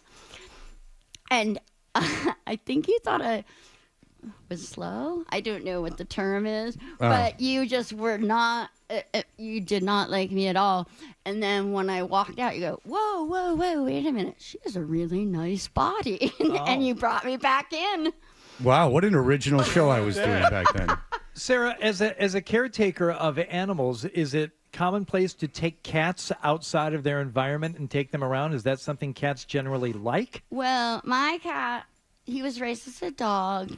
He walks on a leash. I don't know if that's a thing. That's like sleepaway camp. No, he's incredible. No, the Discovery Channel called me to do a story on him. I don't doubt it. Yeah, but On him. I taught him how to sit. He lays down. He does angry kitty, but he loves to ride in the car with his head out the window. Oh, so All right. Well, what a fun cat. All right. Well, look, Sarah from Everett's here, but let's bring in who she's up against in this round, shall we? Contestant number 7. Okay, I'm just going to pile right through. Here we go. One of the founding members of a certain afternoon show on WBCN circa 2006, this person's jovial and convivial nature was paramount to the 10 prosperous years of radio. These days, you can find him saying great works of Marcus Aurelius, Soren Kierkegaard, and Michael Foucault. He is also currently more about his ancestral homeland of Matamoros, Tamaulipas. Please welcome to the show. Hold on. He had requested me to say it in, I guess the correct way. Hold on. Let me play it right here. Adolfo. Here's Adolfo. Adolfo's writing his own introductions. Adolfo, I saw him when he was on. It is. All right, very good. All right, you can see Sarah. Please don't cover your face, your mouth. You can leave the sunglasses on. I'm begging you not to cover your mouth. Ryan, I need you to come in here and just in kind of facilitate the microphone. hold my No. turtleneck back? He doesn't. Should we get a handheld mic? Yeah, bring a safety pin with No, you. a handheld mic would end up out the window. I don't know what she'd do with that. All Hi, right. Adolfo. Hello. Oh, it's so nice to hear your voice. Oh, so Adolfo, do you remember the day we brought a girl in? Because what an original segment we did. But how to hand a stripper ones? I can show you Show us what? how to hand dollar bills to strippers. Yeah. Adolfo, do you remember that? No, this must have been very early in the run. It Yeah. was. We went to Foxy. We went to Foxy Lady, and there was like Adolfo Handler that was all over me. Okay, He was Adolfo all over Handler me. was all over you? Yes, he kept putting his pants up my skirt. Yeah, yeah. Hey, whoa. It's a different company owned us. And that Different person company is owned no us. longer employed. Maybe not was right. never employed. I've never been to the Foxy Lady, so it was not me. Can't be doing that. Yeah. No, Okay. I was flattered because You were into it. yeah, who cares? Yeah, you. I like the attention. Yeah, you were having like a flirtatious kind of Yeah, relationship. yeah. Now, Yeah, Adolfo was busy writing notes in his notepad on how to hand dollar bills to the strippers. So I was psyched to have someone engaged with me. all right. So Adolfo, do you remember going to the Foxy Lady? I remember going to the Foxy Lady like years ago. Well, was that's this where when? it'd Yeah. Was this it when Stormy Daniels was like dancing? Yes. Oh, Okay, yeah. So you do remember? Wow. Hey-oh. Yeah, I sort of remember that, and I remember when the DJ announced me to the stage when she took the stage, she like just pushed me off the stage. Oh, she didn't. She didn't. Yeah. She was featuring, and she did not like that you were up there. Yeah, because we did a bit with her that she did not like. She did not like it. Oh, we had Stormy Daniels in studio? No, she was over the phone. No, it was a recorded interview. And you guys wanted me to interview her. It was before the Trump stuff, obviously. It was way before the Trump stuff. Right. It was right after the when she was on that movie, The 40-Year-Old Virgin. There's so much What is going going on. on? All right, Sarah, what are you doing now? You're looking at something on your phone? And the way you do it is so dramatic. Every movement Sarah makes is very dramatic. Yeah, All right, stop covering your face. We're still on the radio. Well, no, I didn't want to talk. That's what I. Ryan is not Huh? trying to chase you. He's trying to position the microphone in front of you so we can hear Okay, you when you speak. now you find Ryan to be cute, right? You guys are all great. Yeah. I love the Oh, show. thank you. I love Right. the station. Is Adolfo is John more attractive in person than you thought he'd be? Yeah, apparently. Yeah. Wow. No, John called me creepy 3 times. Yeah, that's when not did, cool. When did that happen? Why? I don't remember. I don't remember them doing that at all. It's odd that you would say that. That's why I have beef with They you. all say that kind of stuff, don't even point. Yeah, they're just sure. you're pulling her, as Hardy would say, you're pulling her pigtails. Yeah. All right, so but is Yeah, that's you, Fred. that's me? Yes. That's you pulling my pigtails. No, yes. Okay. Yeah. So you were trying to get my attention by being mean. No, sometimes they're mean. Yeah. So I just say it like it is. But, Yeah, you tell it like it is. But I don't hate. Obviously, I've been a fan for a long, long time. So. Okay. Well, this is very exciting for me too. All right, Adolfo, you're seeing from Sarah from Everett. When are you coming back into town? Let's see. Maybe somewhere around like May 17th. When are these Doughboys fellas coming up that you're going to go see? They're going to be playing at the Wilbur on May 17th. All right, so that's when you're coming so- up. 'Cause Yeah. You love the Doughboys. It's a great show. Yeah. Right. And even at the expense of this show, you love the Doughboys so much. You like it better than this show. Well, it's not. They're not on every day. Yeah, exactly. I listen to you every day. It hurts feelings when Hi, you do things. Adolfo. If anything, you sound better than ever, in my opinion. Thank you, This Adolfo. We're in constant communication during the show, Uh-huh. Adolfo. And I'm not making that up. We're texting back and forth. I do appreciate you I learned still being involved in the show, Adolfo. It means a lot to me. It does. I like that Sarah took that opportunity to greet Adolfo again. Had you forgotten that he was here? Or is No, it, no, I learned. is everything old kind of new again? Have you ever been overshadowed before, Adolfo, like this? I just love very rare. Adolfo. Hey, you know what? I've had my time to shine. All right, Adolfo, do you see Sarah from Everett? You know she's not married. No, she's not. Okay, so He can come stay with me. so that's what's on the table, Adolfo, is that Adolfo, you have an invitation to stay with Sarah from Everett when you come up for this Doughboys thing, and obviously you do our show too, in May. And so if you stay with Sarah from Everett, Sarah, what is that going to be like? Because your boyfriend's a fan of the show. Adolfo's part of the show. He loves Adolfo. You're a fan of the show. Yeah, no. We have an extra room. Okay. Would that be necessary? Wink, wink. Wink, wink. Yeah. Ah, I got it. But the whole face is being covered with the turtleneck. Right. So real. Okay, I'm Jesus Christ, Sarah. I don't believe that's real. All right, so Hey, it happens every time she calls, and it's happened at least 5 times since she's been here. It's real. It's as real as it gets. There's so much going on. Yeah. All right, let's break because I got it. We got to break because this is going to go on forever. And let's come back with the two of them. Okay. Sarah from Everett is a lot to take in, even if the audience isn't on board. I got to do this for just a little bit longer. I got to figure out what's going on. And Adolfo, we haven't even had a chance to talk to you. No, you didn't. I know. Okay, but if you can stick around for a few minutes, we'd like to talk to you some more. Well, now, big time Adolfo, who can't get any segments for us. Who knows? No, I'm just kidding, Adolfo. All right. So let's have him come back in just a moment. Okay, we'll talk about that. That's what we'll talk about when we come back. If this is supposed to be about the best contributor to the show, the sixth man, in what ways could you contribute to the show in the future? That's what we'll talk about next. All right, we will be back in just a moment. Sports Hub headlines presented by Celsius Energy Drinks. Celtics had their 9-game winning streak snapped.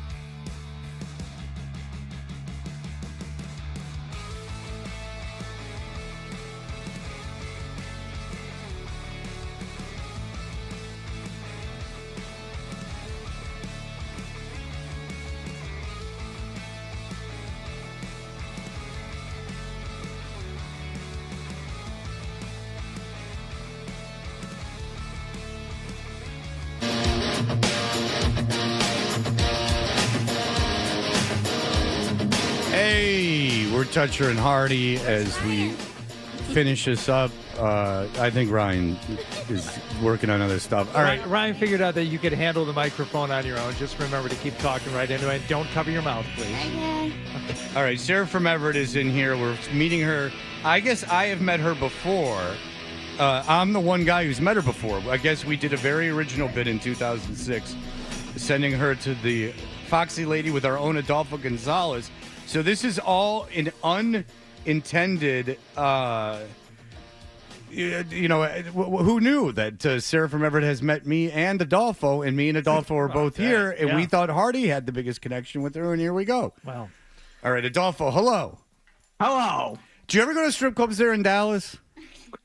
Yeah, a couple of times. Like one time during the day. Like I had a very lovely chat with one of the dancers there. It was pretty nice. What did you guys talk about? It's life. You know how long she's been doing about this, doing this. Like what's like the typical life of a dancer. You know, stuff like that.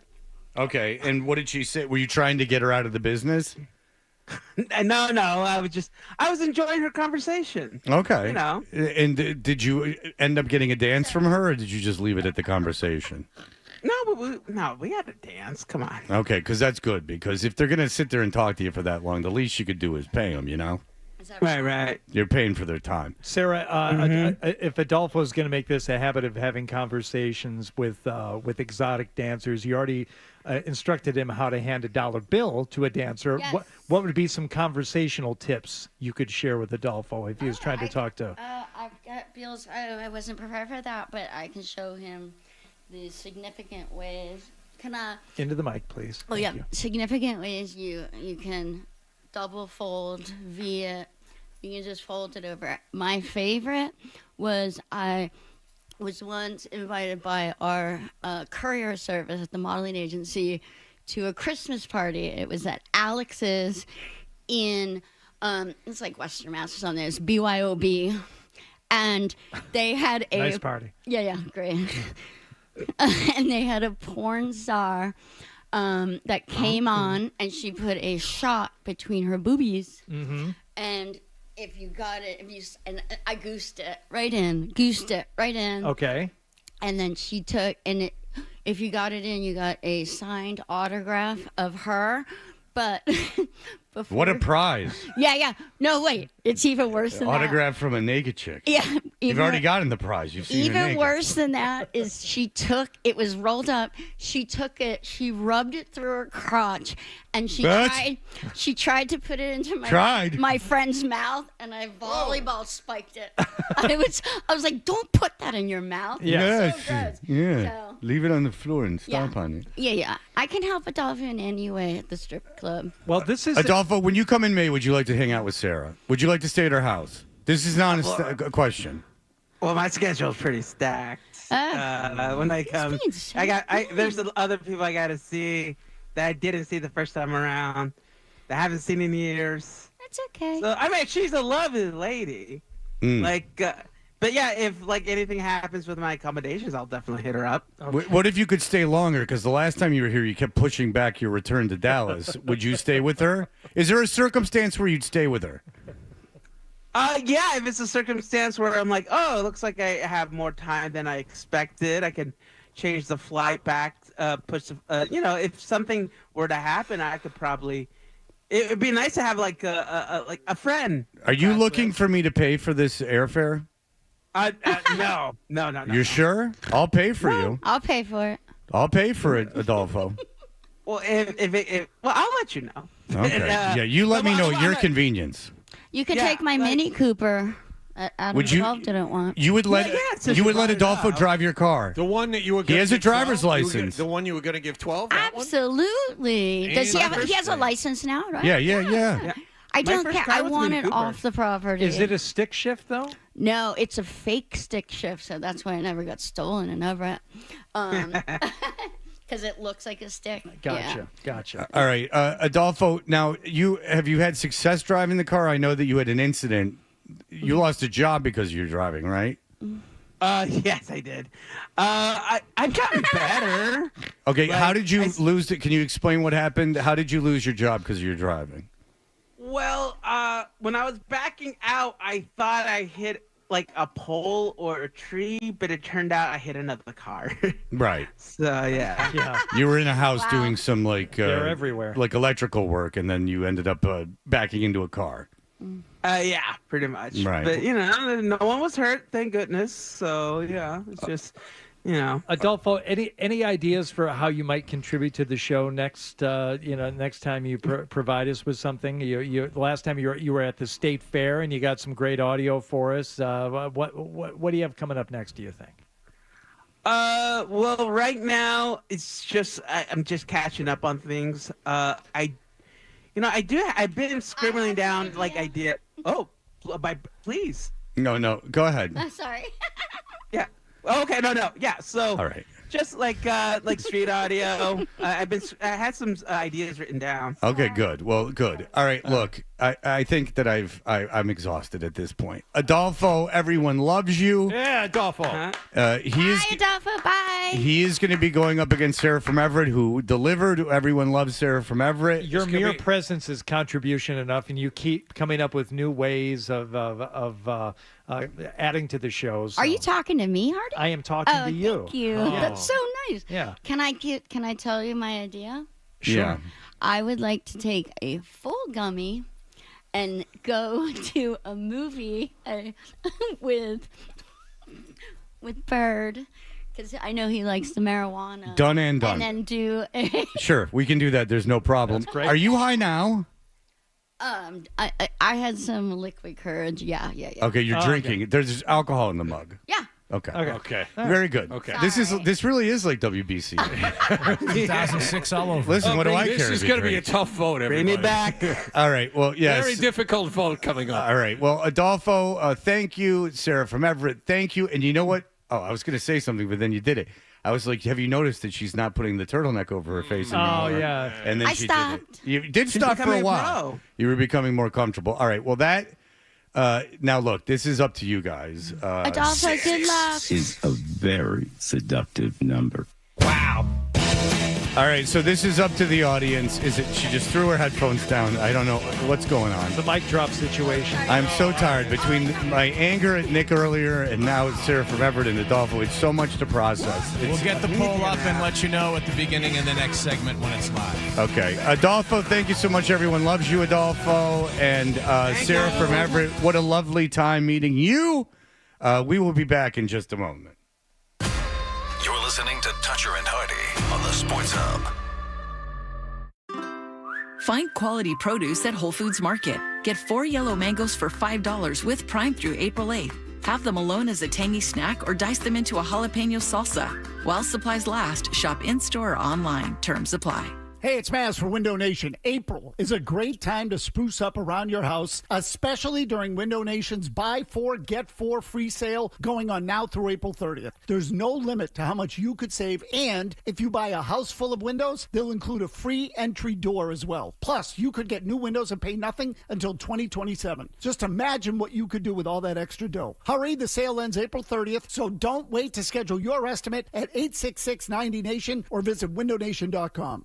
Hi, I'm Charlie McAvoy. Last season, Service Credit Union and I teamed up to help protect first responders. Service Credit Union donated over $250,000 to cover cancer screens for firefighters and heart screens for police officers. During our testing events, we were able to find first responders with early cancers they were unaware of and now have a chance to get treatment. This season, we want to help even more first responders, but we need your help. Visit servicecu.org/73reasons to join a credit union that goes beyond.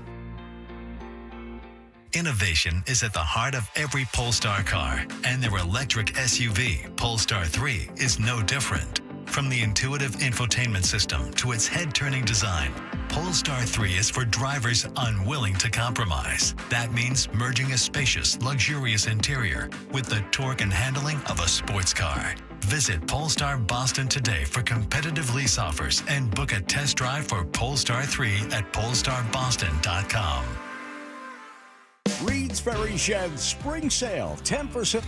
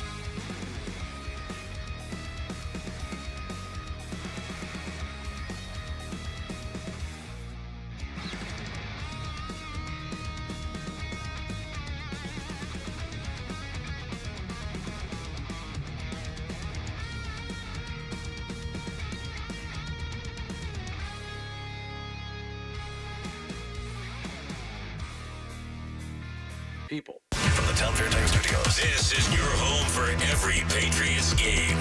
Looking to the end zone, trying to keep the play alive. Falling down, he throws to the end zone. It's caught. He's got it. Touchdown. WBZ-FM at HD Boston. 98.5, the Sports Hub. A Beasley Media Group station.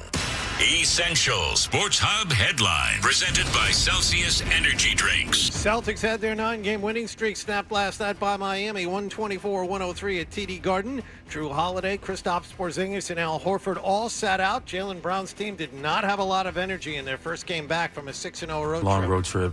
We was on the road for like 10, 12 days. Not an excuse or anything, but those first game back is always a tough one. Brown scored 24 points in a loss. The Celtics play Phoenix at the Garden tomorrow night. Carmelo Anthony has reportedly been notified he'll be a first-ballot basketball Hall of Famer this summer. In Baltimore, Garrett Crochet looked very much like an ace last night.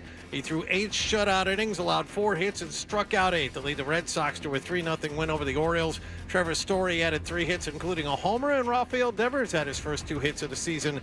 Sox snap a 4-game losing streak. They visit the Orioles again this afternoon. In other team news, the Sox locked up another part of their future, signing rookie Christian Campbell to an 8-year, $60 million contract.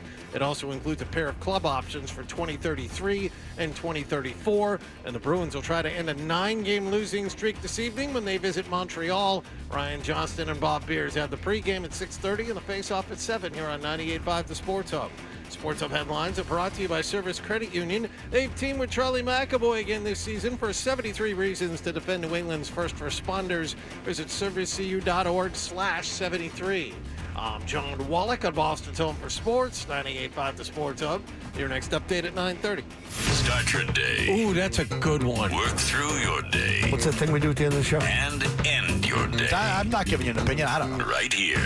98.5 The Sports Hub. What's the best way to listen to Toucher and Hardy? Well, you're going to have to spend $40. Cough it up, and let's get back to Toucher and Hardy on the Sports Hub. Seeing Rafi get his couple. We all needed that one. Yeah. The at-bats are getting better. He walked twice the other day. The foul ball he hit, that one caught my attention. Today he put some good swings on it. Got a breaking ball in his own, put a good swing, and then the line drive we've been looking for in 5 days, right? The one the other way. I stayed with the lefty, hit it hard that way, did an outstanding job.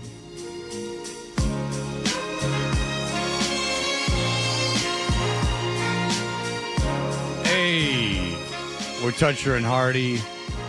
Sarah from Everett is still here. I hugged her before she was going down in the elevator, but apparently she's left her phone somewhere around here. Anyone check the conference room? She found it. I called her phone and I heard her talking in the background. Oh, she found it on her person. Yeah. It's going to be a tough vote, Fred. A lot of things to consider with this. Exhausted. There's a lot. The poll is live at Toucher and Hardy on Instagram. Oh, Toucher and Hardy on Instagram. The poll is live. Between Nick Gate and Sarah from Everett, it was an exhausting morning. All right. Look, the Boston. Get her out of there! I got it. Oh, yeah. Okay, Ryan, real quick. Come on get on a mic. I got to ask you something. So I hugged Sarah goodbye and said, you did a great job. It was so nice to meet you.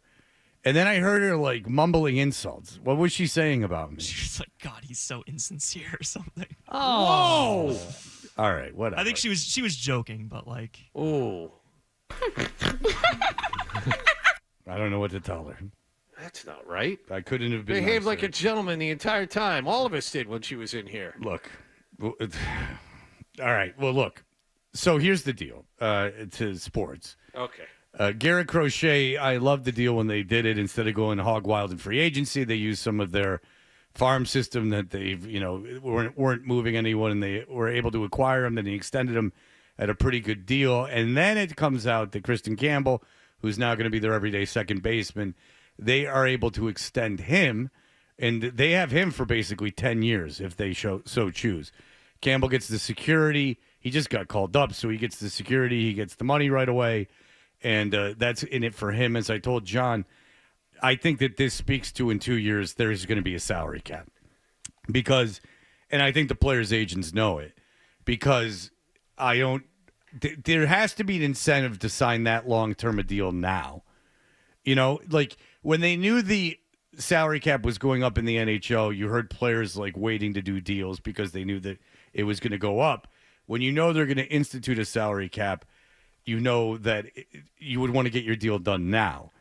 And these long-term deals are going to be very reasonable, but maybe this is the kind of deals that happen now that they bring this cap into existence. You see it happening around the league. A lot of teams, not just the Red Sox, are trying to sign their young players to relatively cheap deals for long term. Last year it was Brian Bayo and Ceddanne Rafaela. They both signed 6-year contracts as well. And Tristan Casas decided not to. Which is really dumb. Yeah, I don't know if the Red Sox have gone back around at him. We haven't heard anything like that. But you can bet Marcelo Meyer and Roman Anthony are next. Right. It's the second they get to Boston. And the thing is, but it's not so much the teams that want to do it, because I understand why you'd want to do that as a team, and it's the way you should operate. It's really the way you should operate in every league. But the players' willingness to do it, I think, does speak to that. And the reason that we're bringing up the salary cap is that it's absolutely insane what's going on in baseball. So Bob Nightingale has the 2025 MLB payrolls. Yep. Now, ignore the Mets at number one because they just have an insane owner that just throws money around for the sake of throwing money around. But they're at around $323 million. The Dodgers, which are the real problem, because not only do the Dodgers have a $321 million payroll, they also, that's not even their real payroll, because they've deferred these payments to these players. Ohtani is making, on paper, $70 million a year. And $65 million of that is deferred? Yeah, so the Mets end up being first. It's got to have tons to do with Juan Soto's contract. Soto. But you remember they signed, I think it was Scherzer and Verlander. They bought up all these people, and Cohen, after being upset they missed the playoffs after spending all that money, dumped contracts, and it's still this high. And this is part of the larger conversation. We'll go through the teams here a little bit. But go ahead. When it comes to the idea of a salary cap, they're going to have to come up with ways and rules and all this stuff regarding these deferred contracts. Well, they did it in the NHL. They aggregate well, first of all, they're deferring them until well after they're retired. Right. So it's not even the same as the NHL. They gave Kovalchuk some huge. What they would do is the Ilya Kovalchuk deal was 15 years, and it was, let's say it was $100 million, right? Right. But in years like 12, 13, 14, and 15, he was making $200,000 a year. Yeah, exactly. Because because the way that is that Kovalchuk's I'm not going to be playing 15 years, so what do I care what it says I'm going to make 12 years from now? I'm not going to be playing. So what they said, no, you can't do that. We're going to take the average of that contract and we're going to put it by year, the average yearly salary of that contract, and that's what we'll have to do. But I want to get to this. So the Dodgers are a big problem, and of course the Yankees, $293 million. The Phillies are all in $284 million. And then you get to the let's get to the sixth place team. Sixth, right? Mm-hmm. So only 5 teams above them. The Texas Rangers, $220 million. And you say, Fred, well, that's a lot of money. It's $100 million less than first place. It's 1/3 less. Number 6 is spending 2/3 of the money. Forget the bottom teams. Forget over $100 million less. In Texas, Dallas is no small market, ladies and gentlemen. It's absolutely ludicrous. And the Dodgers, their salary this year, the payroll for their team, if they hadn't deferred these contracts forever, would be what? 500 million? And you're forgetting about Major League Baseball has attempted to tax these teams for spending past what's called the CBT, the competitive balance threshold. And that's $241 million this year. And you're supposed to have a punitive penalty if you go $20 million over that. But teams like the Mets, the Dodgers, Philadelphia, the Yankees, they have laughed at that figure. They've blown straight through it. Don't care. So don't care about any of that. So you have 4 teams paying an incredible amount of tax on top of the payroll you see in front of you, 40%. So if you're over $20 million, if you're over $261 million. And this is, for people that don't see this as a big problem, like our own good friend Andrew Callahan, who passionately will debate you against having a salary cap in baseball because, again, he's Woody Guthrie. He's so for the worker. Here's my thing. The NFL, right? The NFL, I know it's different, and I know it's just a much more popular game. But they can have Green Bay in the Super Bowl. They can have Green Bay. Is there a more tiny-ass city possible? A distant cousin of Milwaukee. Professional sports. In professional sports, right? Like in hockey, there's Winnipeg's good. Winnipeg's a place no one wants to play. It's Ice Road Truckers. It's where Ice Road Truckers started. If you don't have a kind of competitive balance, and then, after the sixth place team, which is $100 million in the first place team, then you start getting into, let's talk about, organizations with a big history. The Tigers, $143 million. So that's $200 million less. The Cardinals, $141 million. That's $200 million less. How about Cincinnati, which has a great history, $115 million. And, at a certain point, these teams can't compete. Their TV deals, their local TV deals have gone down the crapper. I mean, they're on the DraftKings network. That Bally's network that picked up all the Fox Sports affiliates, that went ass up. So their local deals are terrible, and they rely so much on Gate. But that's a self-fulfilling prophecy. If I need Gate to spend money, my team sucks. I'm not going to get Gate. I'm never going to be able to spend money. Are the owners being... Tampa Bay, the Athletics. Yeah, Tampa Bay insists on it, though. But that's the thing that you're talking about being reliant on the Gate. Tampa Bay, the Athletics, they don't have a great regional network. Well, Tampa Bay and the Athletics are playing in minor league stadiums, which is, by the way, something else that Manfred has to.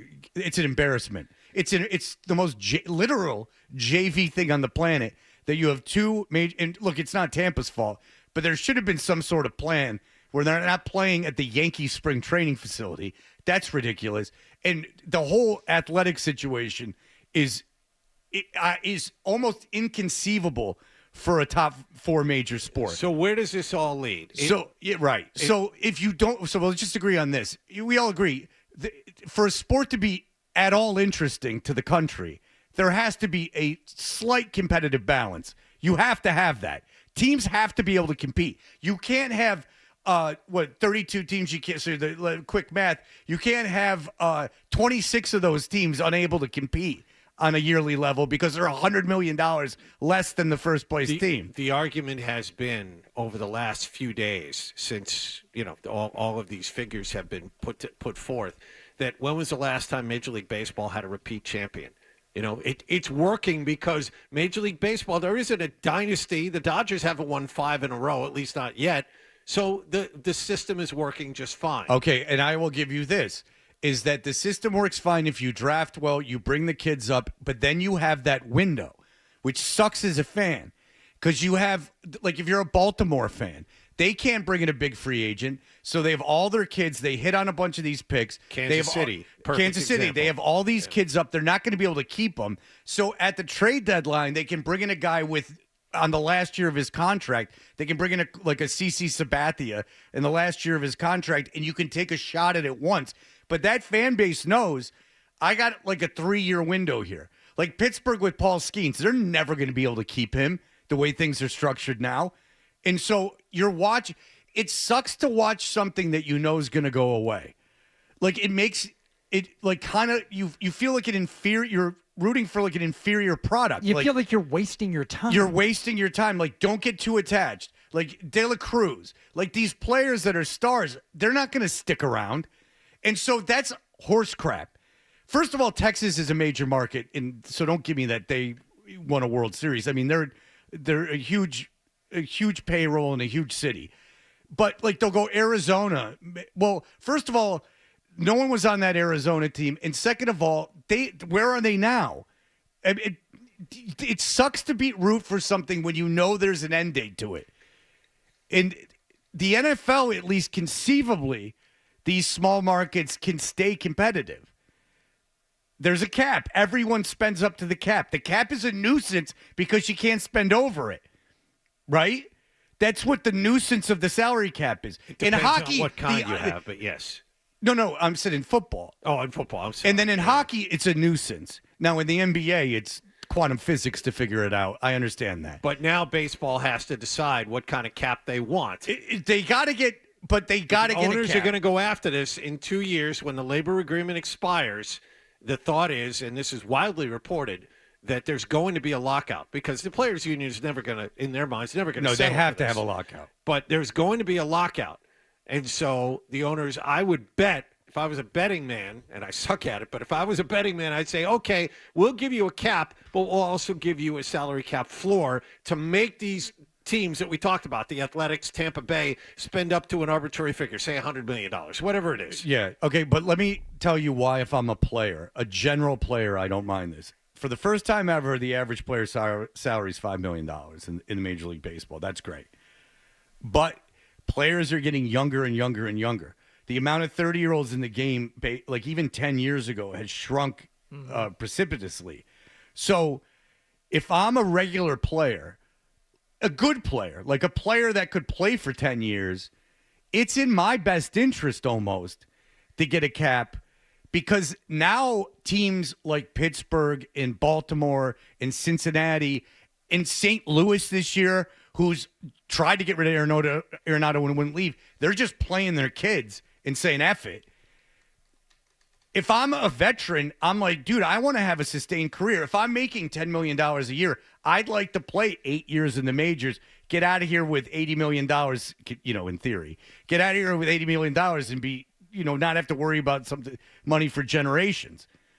So I think a cap, by not giving guys like Soto and not having these guys have these like extraordinarily large contracts, that you're not in a rush to bring your prospects up. The game is better because you don't have a holiday situation in Baltimore where they brought him up way before he was ready. I could name 15 prospects that have come up too soon because they rush him up because they know that they got him cheap and we got to play him now while we have him cheap. And they take the position of someone who's making money, so we don't have to pay that guy.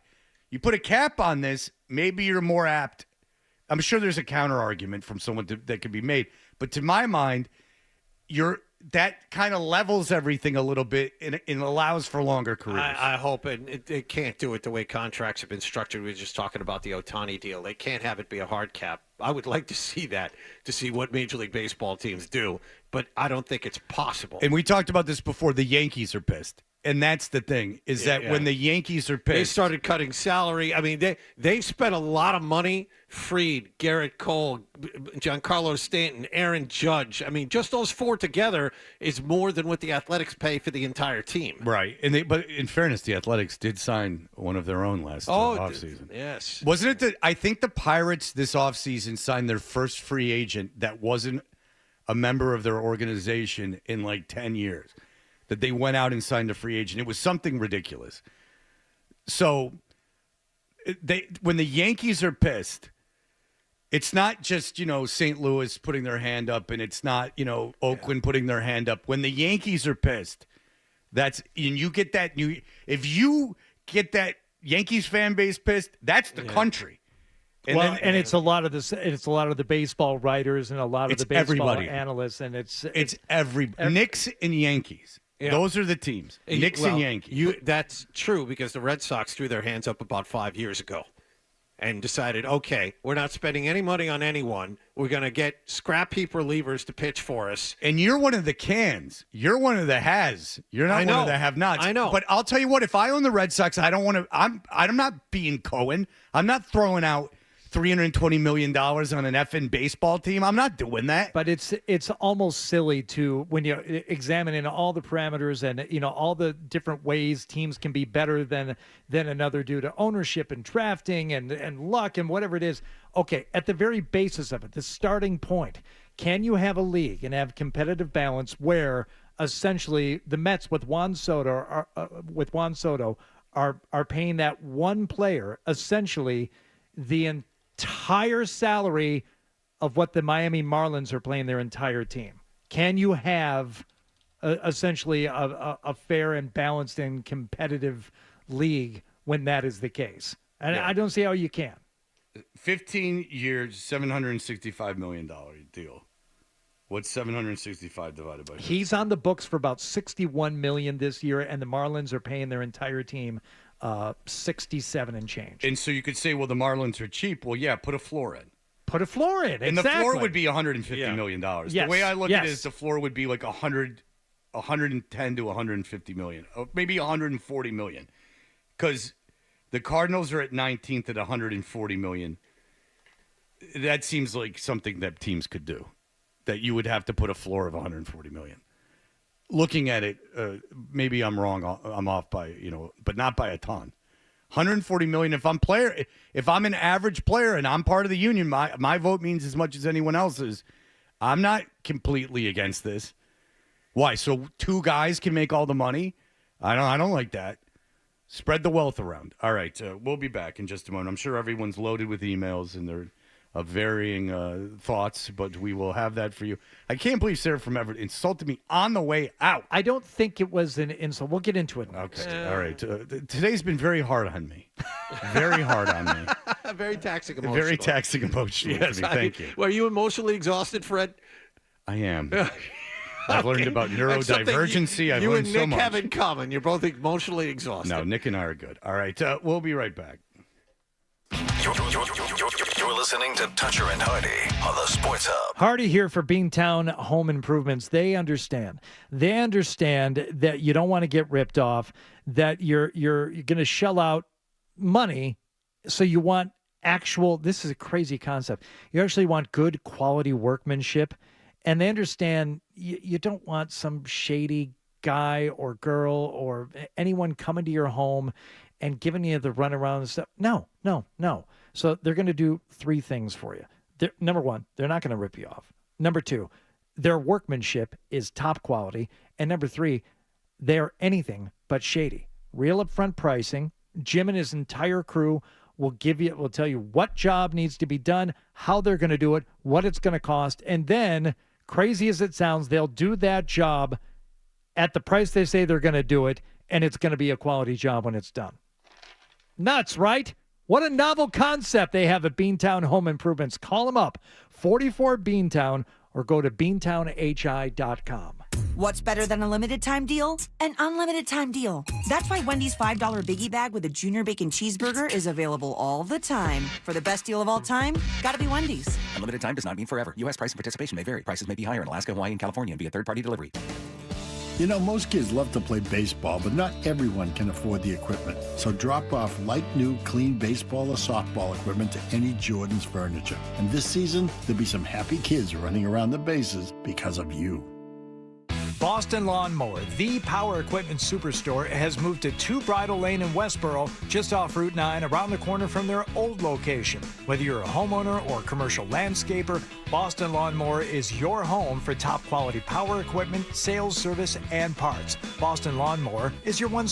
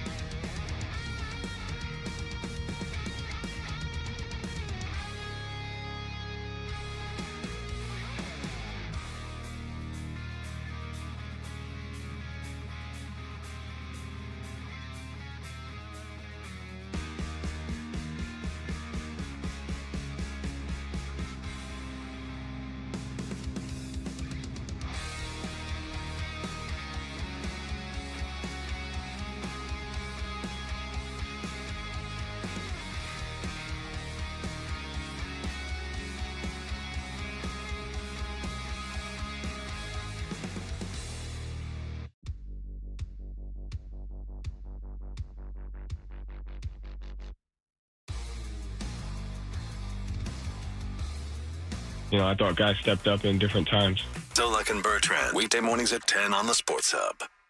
Toucher and Hardy. Such an fantastic explosion. 98.5, the Sports Hub. I got an idea for a bit. The email bit.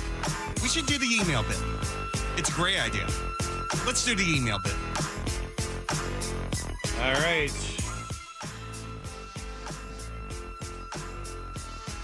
All right. So many to get to here. You want me to start? You can start. Yeah, because, look, a lot today. Sarah from Everett was in here, and, when you're doing live radio with someone who's a bit of a wild card, it can be a little taxing. You don't know. That's part of the joy of radio, where you don't get that anywhere else. Is that like on TV or on podcasts that are pre-taped, there's not this sense of danger of having a complete wild card let loose. I will start with Michael, who said simply, "You guys are going to sleep good this afternoon." That is true. I'm exhausted. Yes. I'm exhausted from this morning.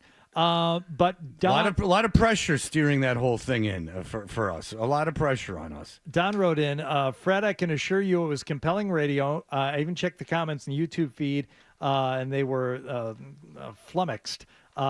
It was exhausting just watching Sarah. She was like mercury out of the glass tube, flowing everywhere and not knowing where she'd go next. Yeah. Josh said, I wanted Fred to freak out like he did on Nick. He was very frustrated at Sarah's stream of consciousness.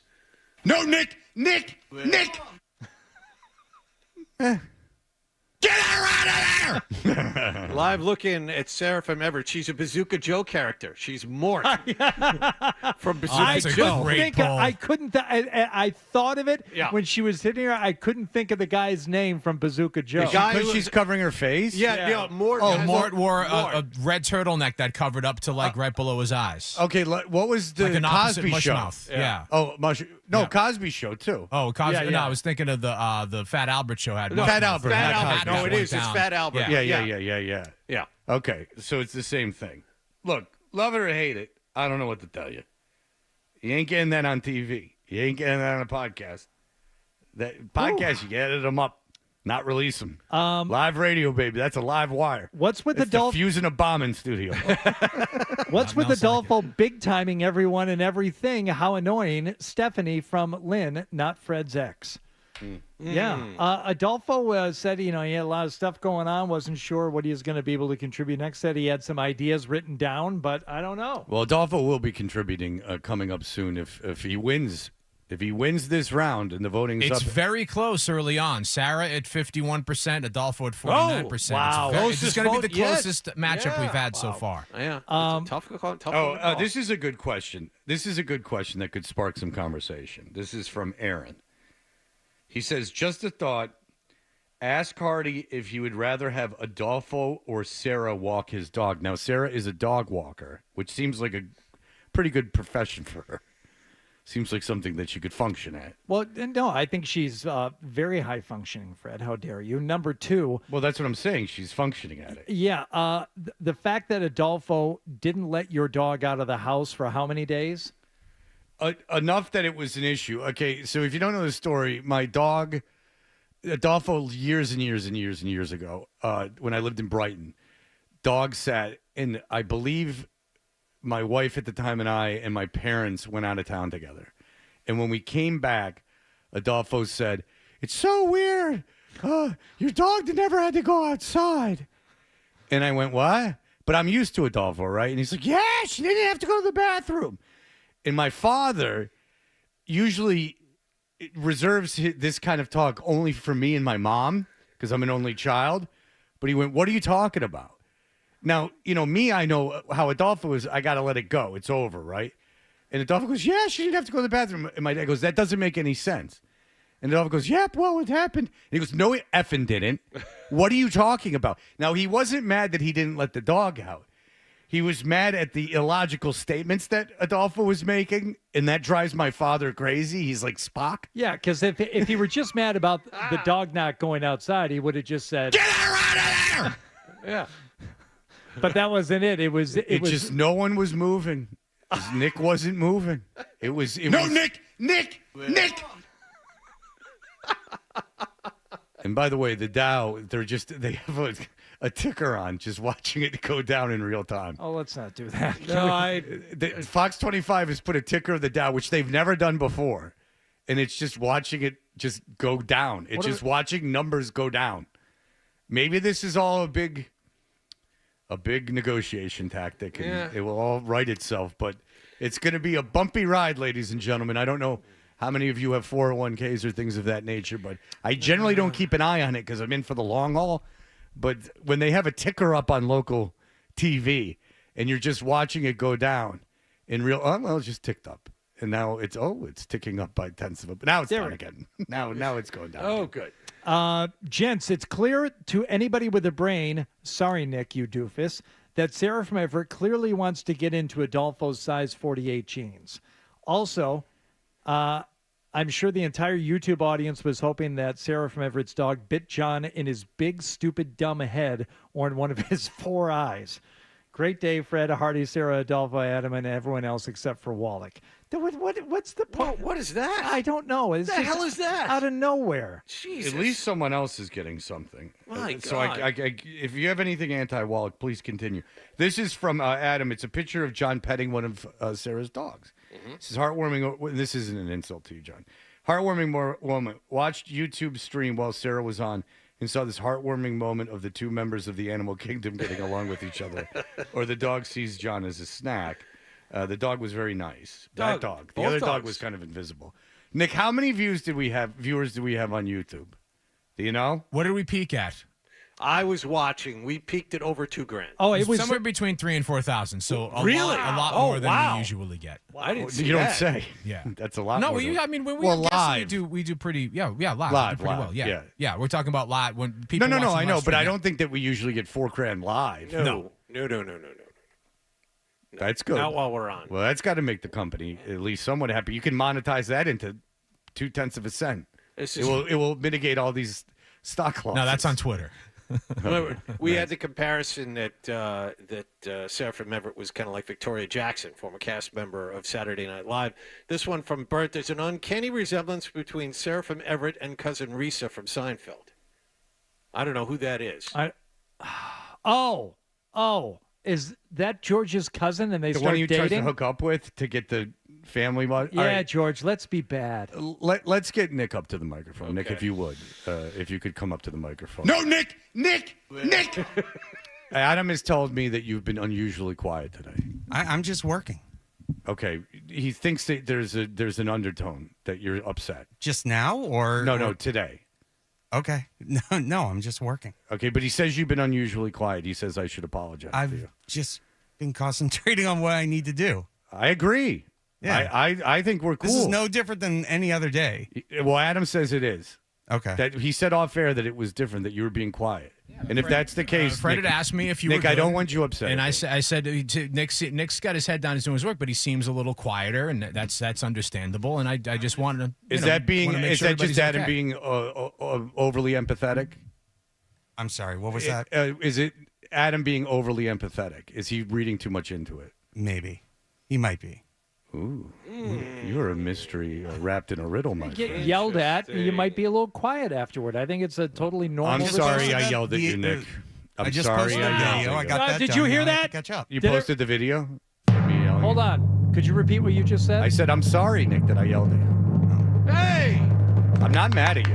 I know you're not mad at me. Because sometimes you think I'm mad at you when I'm not. Yeah. You know I'm not mad at you, right? Nick.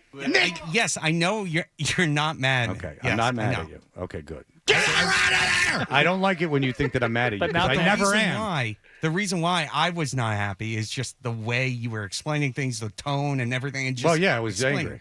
Yeah, I wouldn't like the that. tone if I was you either, because I was yelling at you. Yeah. Yeah. I didn't like what you were doing. You didn't like what I was doing. But I yelled, which you have to apologize for. What you did, you don't have to apologize for. Believe me, the comments on the video will be a victory lap enough for you. Oh. If it's like when Hardy reads the negative things about me. You can sit home and rejoice in the negative Instagram comments. Okay. That are sure to come. That's not why I posted it. I know. I told you to post I think it. it's funny. Of course, it was great. But have you seen it yet? No, I don't. I don't want to look at it. But look, no, you should. It's embarrassing to me. But look, I told you to post it. I like it. I know. All right, very good. I apologize for yelling at Nick. All right, it's been too taxing a show. It's been too emotionally taxing for me.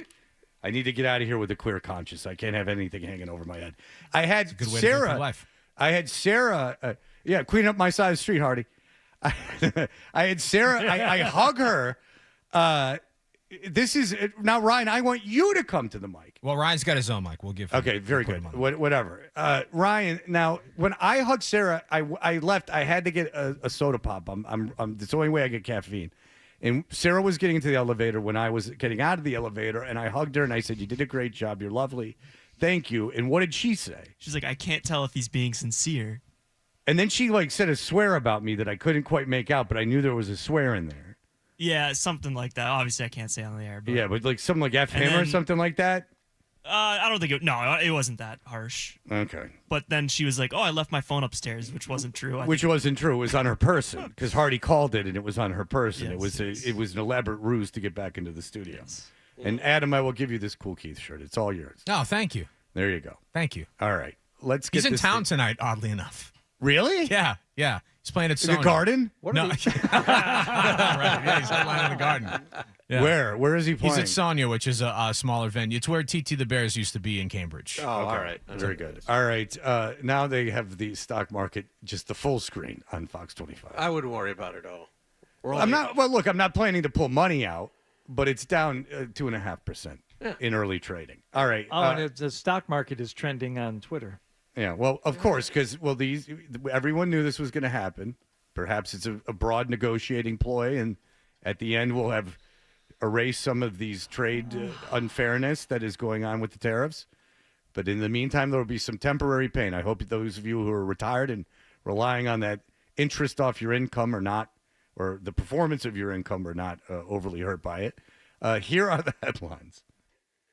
Sports Hub headlines presented by Celsius Energy Drinks. The Miami Heat got 25 points from Tyler Hero and snapped the Celtics' 9-game winning streak last night. 120.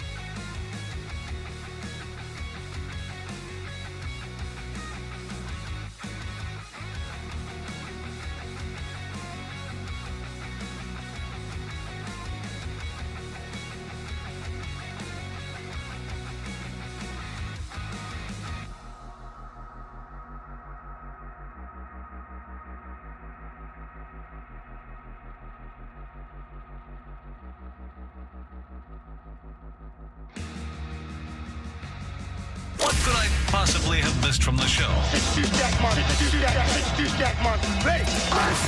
It's time for The Stack on Toucher and Hardy. Hey, we're Toucher and Hardy, and we are finishing things up. Hardy, what have we not got into today? I'm all a Twitter.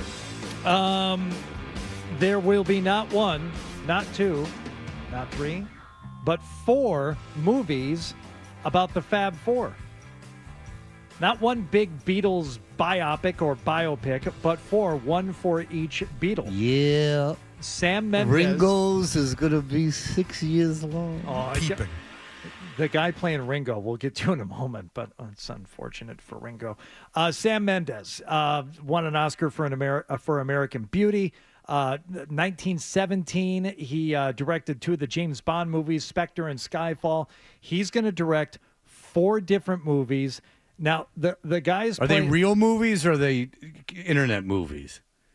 Are they going to be released in theaters for real, or are they going to just be on Netflix? All 4 Beatles films will arrive in 2018 in theaters. Oh. All right. Or 2028, excuse me. April 2028. What, you got a time machine theaters. or something? So...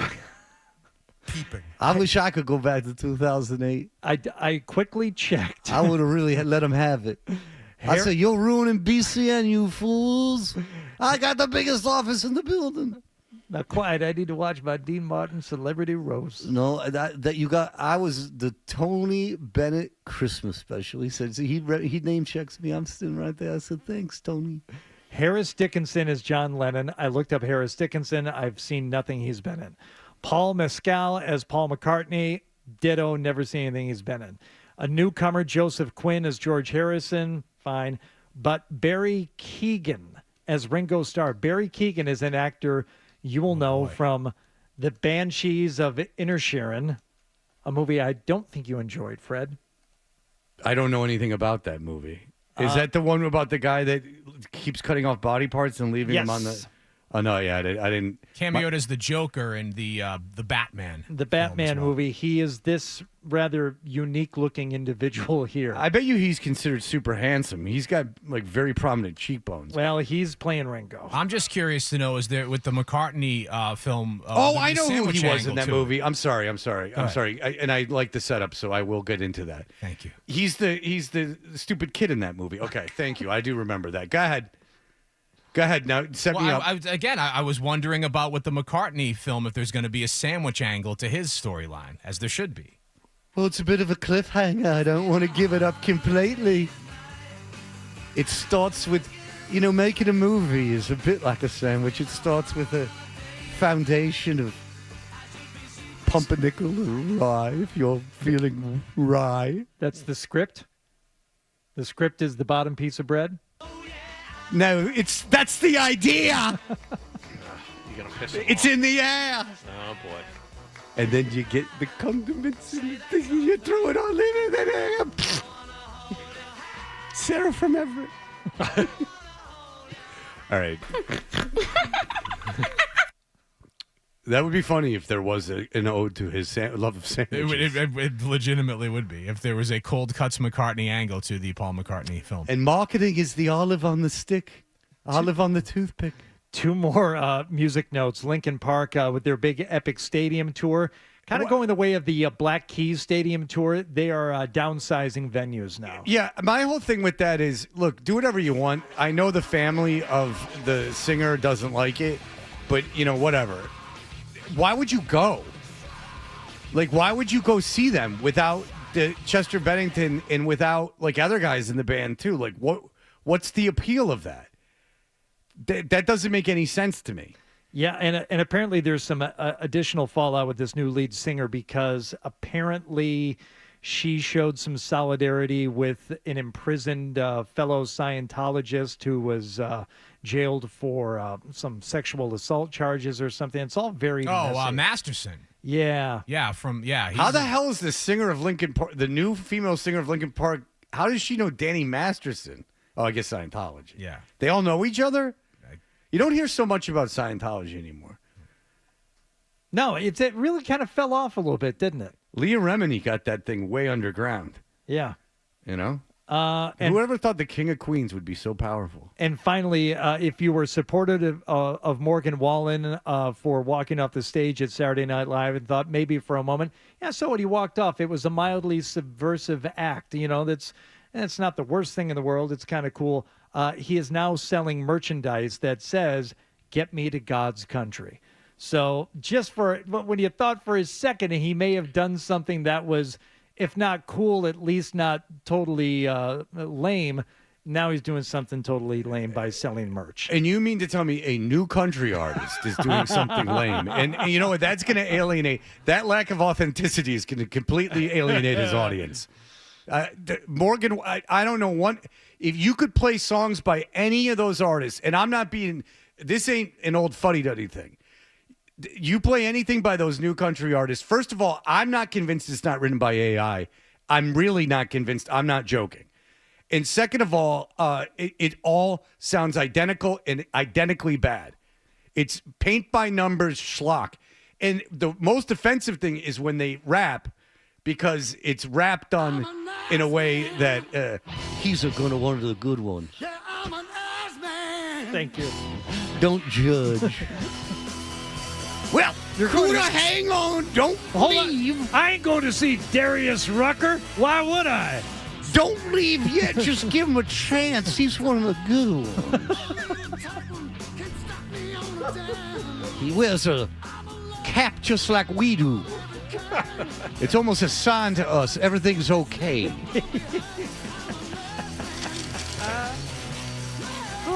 Like that Applebee's song with that guy. That's a good song. Put it on the Black Voice. Come on, that's a good song. Applebee's on a date night. Oreo shake. That is the worst song ever to be mass released and 2 put in front of straws, me. 1 check. Girl, I got you. There's plenty of bands that put out plenty of bad music, but like whatever, who cares? No one's ever going to hear it. That song is the worst song in the biggest indictment of America, that song was popular to anyone. And I'm being dead serious. It's like a fall of the Roman Empire type situation. But the Beatles movie will save it. Now I got something finally to live for, honey. Peeping. Chickens stay alive till 2028. Am I letting this happen for? Stupid thing. All right, very good. That'll do it for us, mercifully. Oh. Bye. Bye. Stay tuned